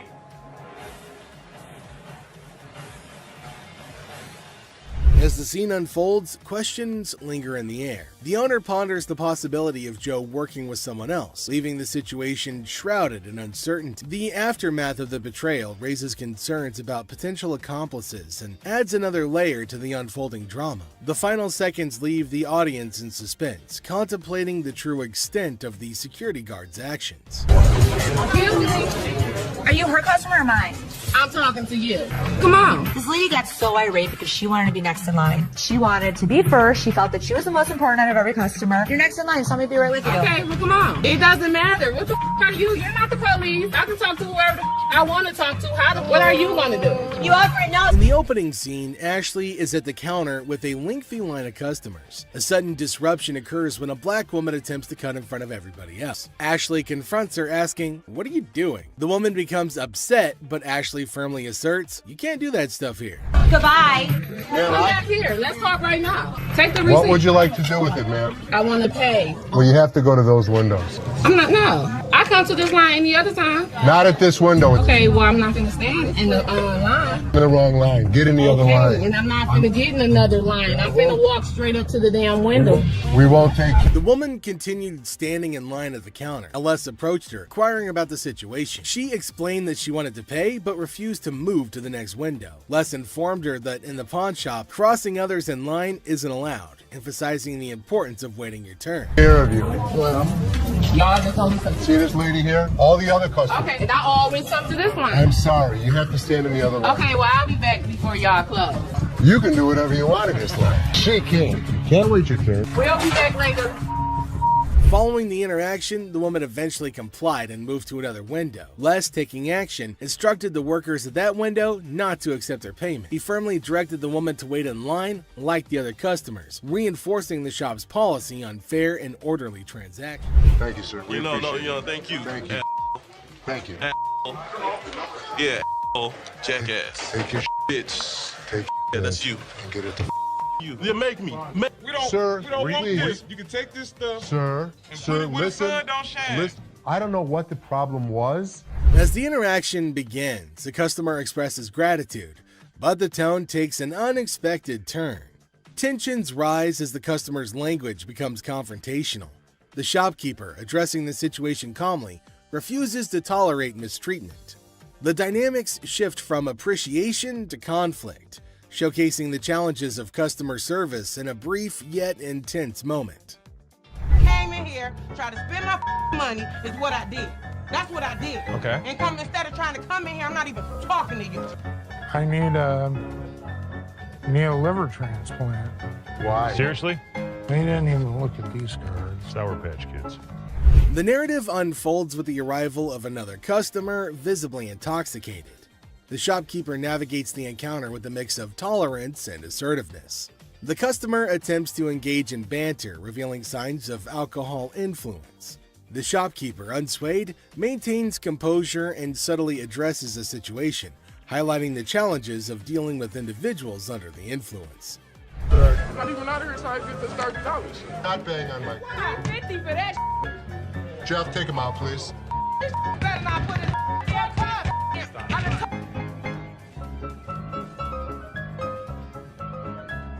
How would you? Man, what the?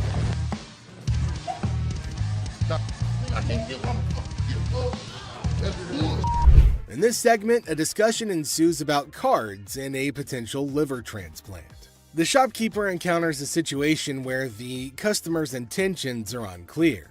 Misunderstandings arise, and the shopkeeper skillfully navigates the conversation.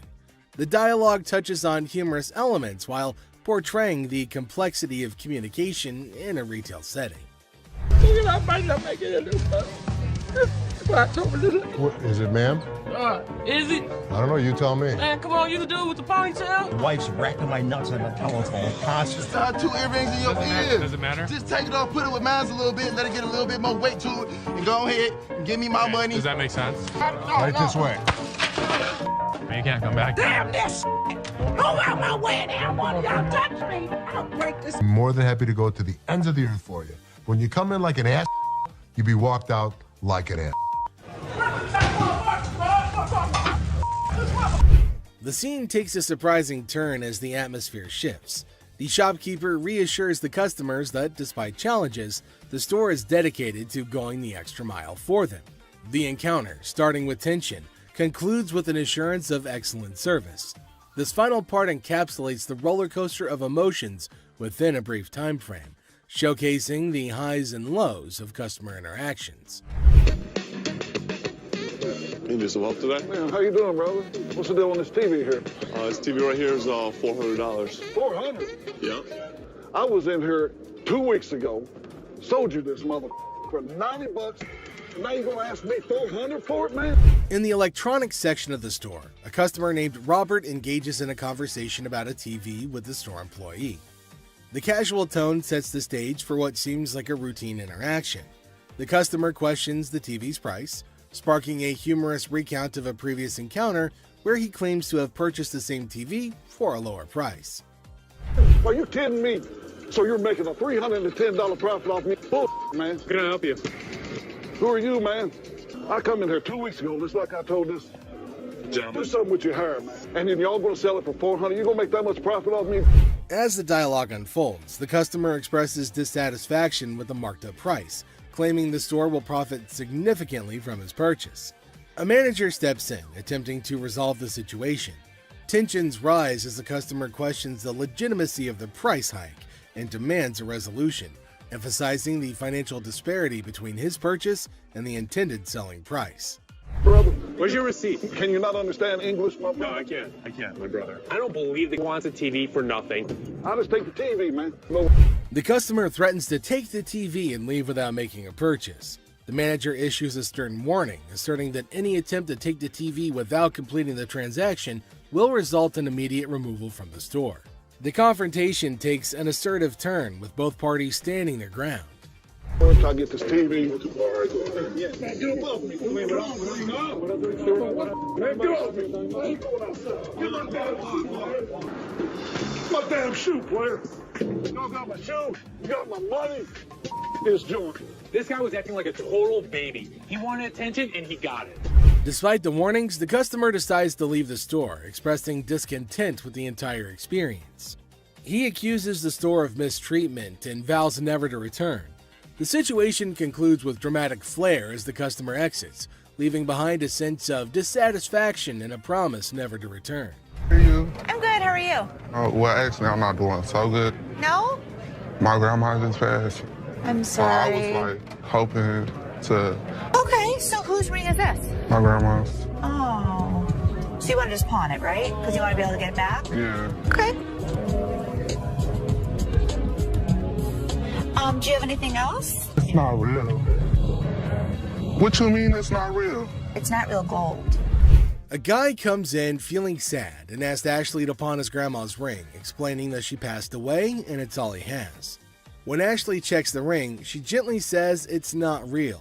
Concerned, she asks if he's got anything else, wanting to help him in a simple way. You saying basically y'all sit up there and waste my time talking to you? You don't waste your time. If you have a TV, you can pawn your TV. What the f*** I look like pawning my TV? Do you have a TV? I need to speak with somebody else because you irritate me flat out. Is is acting really erratic, and it's making me really nervous. Lower your voice. Don't Lower your tell voice. me Lower what your to do. voice. Don't Lower put your voice. finger in Lower my your face. voice. Lower your Don't voice. put your finger. Ashley breaks the news that the ring isn't real. The person gets upset, saying it's not fake. Ashley suggests pawning a TV instead, but he questions why he should. Despite Ashley's efforts, the man gets angrier, repeatedly telling her to lower her voice. Ashley asks him not to point fingers at her face, but he ignores her. I'm trying to help you solve Like the this. issue. Lower your voice. The next thing I know, this guy snaps. Lower Don't your tell voice. me Lower what your to do. voice. Don't Lower put your voice. finger. You got me up. No, let's go. Let me go. Let me go. On the ground. On the ground. On the ground, mother. The security guard intervenes, slamming the upset person to the ground and then dragging him out of the pawn shop. The situation escalates and the guard takes decisive action to maintain order. Next up, we've got this episode where a heavily muscled individual made his way over to meet Les to complain about equipment he got from the store that got busted. Somebody bought this. This piece of junk I bought in here just a couple days ago don't work now. It's broken. What is it? Little ab lounger I bought here, man. Workout. In the midst of the pawn shop's hustle, a burly customer approaches Les with a complaint. He's upset about a busted piece of exercise equipment, an AV lounger purchased just days ago. Les, sticking to the store policy, explains that they can only provide an exchange, not a cash refund. Tensions rise as the customer vehemently rejects the idea of an exchange, demanding his money back. They can only hand over another item in place of the faulty one. If you had the receipt, I could give you an exchange. I could give you something. I don't want an exchange because it's probably going to be some again. How about you just get my money? As the disagreement escalates, the customer insists on a cash refund, dismissing the option of another item. Les faces a dilemma, stuck between policy and customer satisfaction. The clash intensifies as the customer becomes forceful in his demand for a monetary refund, setting the stage for a heated confrontation. Les could match him word for word without fear. Better be some money. Or what? Or what? There's going to be a problem. How about What that? kind of... Les, accompanied by his trusty companion Byron the Snuggle Bear, stands his ground. The customer challenges Les with threats of problems if he doesn't comply. Unfazed, Les maintains his position, asserting that the store's policy is non-negotiable. The heir becomes charged with confrontation as both parties refuse to back down. As things got super heated between Les and the customer, Byron tried to step in to calm the man down. As the situation reaches a boiling point, Les and the customer engage in a verbal showdown. The customer grows increasingly forceful and Les warns against physical contact. Byron attempts to mediate and calm the customer, but his intervention takes an unexpected turn, adding a new layer of tension to the already heated exchange. Really? The confrontation takes a risky turn when the customer, ignoring Les's warnings, attempts physical contact. Byron, in a misguided attempt to intervene, escalates the situation further. Les stands firm, refusing to be intimidated while tensions continue to rise. Les questions a man's marriage. Les uses a customer's words against her. There's trouble in the office, but Les reminds Seth that he's the boss. Les kicks off the day questioning a man's marriage, using customers' words against her. Trouble brews in the office, but Les asserts his authority as the boss, teaching a disrespectful man a memorable lesson. Les shows that he's not just a pawnbroker, baby. He's a boss in control. Here are savage Les Gold moments. It looks like Les is more interested in this man's marriage than his business. Les woke up this morning with the urge to roast someone, and of all the people he could roast, he picked this guy. Things take an unexpected turn. Now, in a surprising twist, Les dives into the man's marriage, leaving everybody shocked. Les humorously challenges the man's absurd scenario, roasting him in a way that only Les can. The man's attempt to buy an anniversary present with his wife's jewelry backfires, adding a touch of humor to the pawn shop drama. You get a watch for my wife's anniversary? Oh, it's not your anniversary too? Well, yeah, it is mine too. How many years you been together? 25 years. Oh, okay. How many good ones? So how did you get these? Well, we were going through some of her jewelry. She said this belonged to my grandma. They're not real. Les posts a customer's watch request, questioning the authenticity of the jewelry. Unfazed, Les detects the fake and confronts the customer's peculiar anniversary gift plan. The customer tries to defend himself, but Les, in his signature style, keeps it real and uncovers the truth behind the fake jewelry.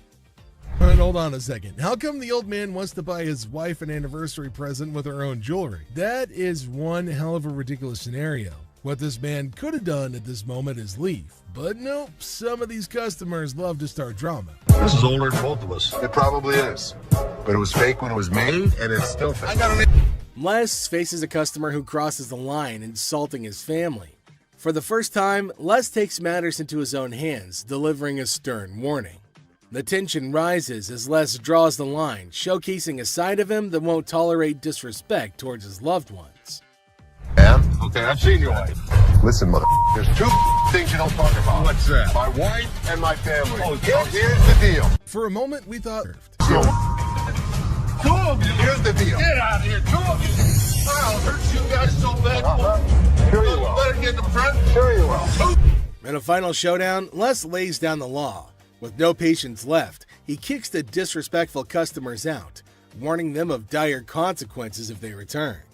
Les reveals his savage side, making it clear that disrespecting his family won't be tolerated under any circumstances.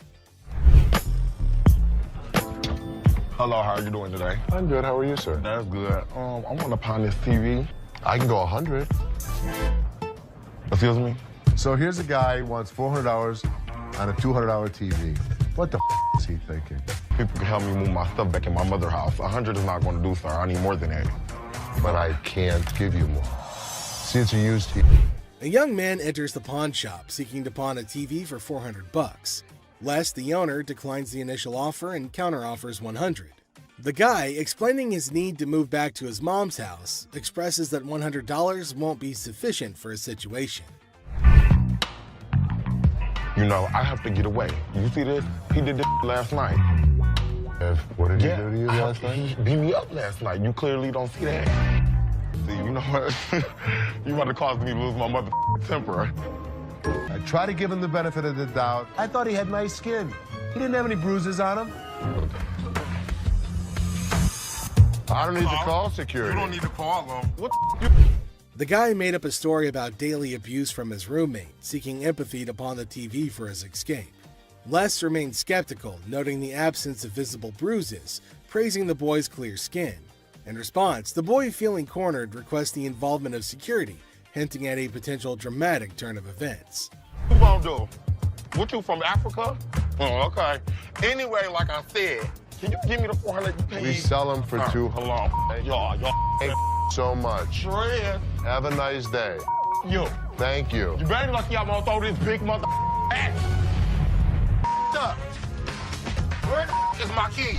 Les, trying to find a middle ground, offers $125, but the boy declines and insists on calling the guards. Les, unfazed, reveals the presence of the guard behind the boy. The situation ends with the boy taking the TV and leaving the pawn shop without the need for additional security intervention. How about your fat ass take it out? You work here, ain't you getting paid to do this? I look like a butler to you? I don't give a my gonna come in here and get this motherfucker. You better. His big ass gonna beat your little ass, fat bitch. Hit me with army. Motherfucker, come from behind this counter. A tense situation arises as a black woman directs angry shouts at a guard. The guard, responding defensively, questions her, asking if he appears to be a butler in a moment of unexpected confrontation. You get back there. So big ass on my way. Get this motherfucking speaker and take it outside. You want me to stop? Take the. You brought it in. You're gonna take it out. So take it out. I'm not picking that up Then and you're taking it leaving it outside. Y'all can get your old ass out. Take your ass out of here. I'm What's gonna your take bitch ass out of here, y'all. You're not going to come in threatening my employees. Who gonna bring it outside? Despite Seth's efforts to intervene, the black woman continues her relentless shouting. Even another guard struggles to remove her. Suddenly, she notices Les, the owner, standing behind her. In an unexpected turn, she bursts into laughter and mockingly tells Les to leave. You know, big ass, you can grab that bitch too, ogre. Motherfucking big ass, shrek ass following behind me. We will give you the respect and the decency you deserve, but when you're threatening my family, we throw you out of here. Bitches, for life. Taking matters into her own hands, the woman starts leaving, dubbing the guards as Shrek on her way out. The situation takes an unexpected and humorous turn as she adds a touch of sass to her departure. Let's take a look at it. All right. I'm here with my man, and we got in a big argument, and he left me, so I need to He get left back you home. here? To Hawaii. Oh, really? Where about? Honolulu. Oh, okay. Got a ride from my cousin, so you gotta hurry up. There came a woman at Ashley's counter to sell her chain. Now Ashley's looking at her chain to see whether it's worthy enough or not. She's asking Ashley to hurry up as she has to leave earlier as her spouse has left her alone here. Really? Okay, how much did you need? I was just trying to knot this for you to be nice, but... 600. What up with that? I got this from one of my aunts in Africa. This is $600. Oh, do you know what it is? It's actually a Tahitian pearl. No, this is from Africa. This is an African pearl. Ashley asked her how much she wanted for her jewelry. Now the woman said $600, which is a lot more than Ashley was willing to spend, since Ashley said that it's not an African stone, but the woman was arguing that it was. 600. My ticket cost $600. That's how much I need. Do you have anything else? No. Excuse me? No. Ashley told her that they're not African pearls, so it's not worth $600, but far less. It was at this point that the woman started acting rude. Ashley got shocked at her stupidity and rude behavior. Eventually, she started behaving really bad as Ashley got angrier. What's gonna happen next? 600 or not? You can't get 600 on this. Okay. And also, don't call me a bitch. So you mean to tell me that this ain't worth a thing? That's not what I said. It could be worth something. Okay, can I get $5.99? No. Some kind of problem? Okay. Exactly. Can I get $600 No, you or can't not? get anything. Okay, You can't talk to her like this. You can't get... Oh, I can left you now. Bitch, you don't know what I'm not leaving no place. Yes, you are. Oh, no. All right. Oh, yes, What? you are. What are you gonna do? I'll kiss my... Honey, you don't have that kind of money. All right. You. All of y'all. Bitch. If you want some help, talk to us like a human being. I'm leaving. Aloha. Who the they think they is? Them. Which... Some jewelry for my daughter. Her birthday's in like 2 weeks. For sure. How old is she gonna be? She's gonna be 12. She's gonna be 12. Yep. Do you want a Kleenex? I've got allergies, man. I itch like super bad. I'm not picking it, I promise. Okay. We have a heart one that's really pretty. Can I see it? There came a man to Ashley asking for something to buy for his daughter. Now he inferred that she's about 12 years old and he wants something interesting for her. But he's constantly picking his nose, which was making Ashley cringe. He's not stopping from doing such cryptic things, but he's constantly doing it in public. Ashley asked him to let her know if there was something he was interested in buying for his daughter. Look at it. How much you want to spend? Like 100, 150, but 75. can I touch it though? That's bull. I was charging him like $75 on this watch just to give him a deal so he didn't have to touch it with his snotty hands. Can I see the sanitizer for a second?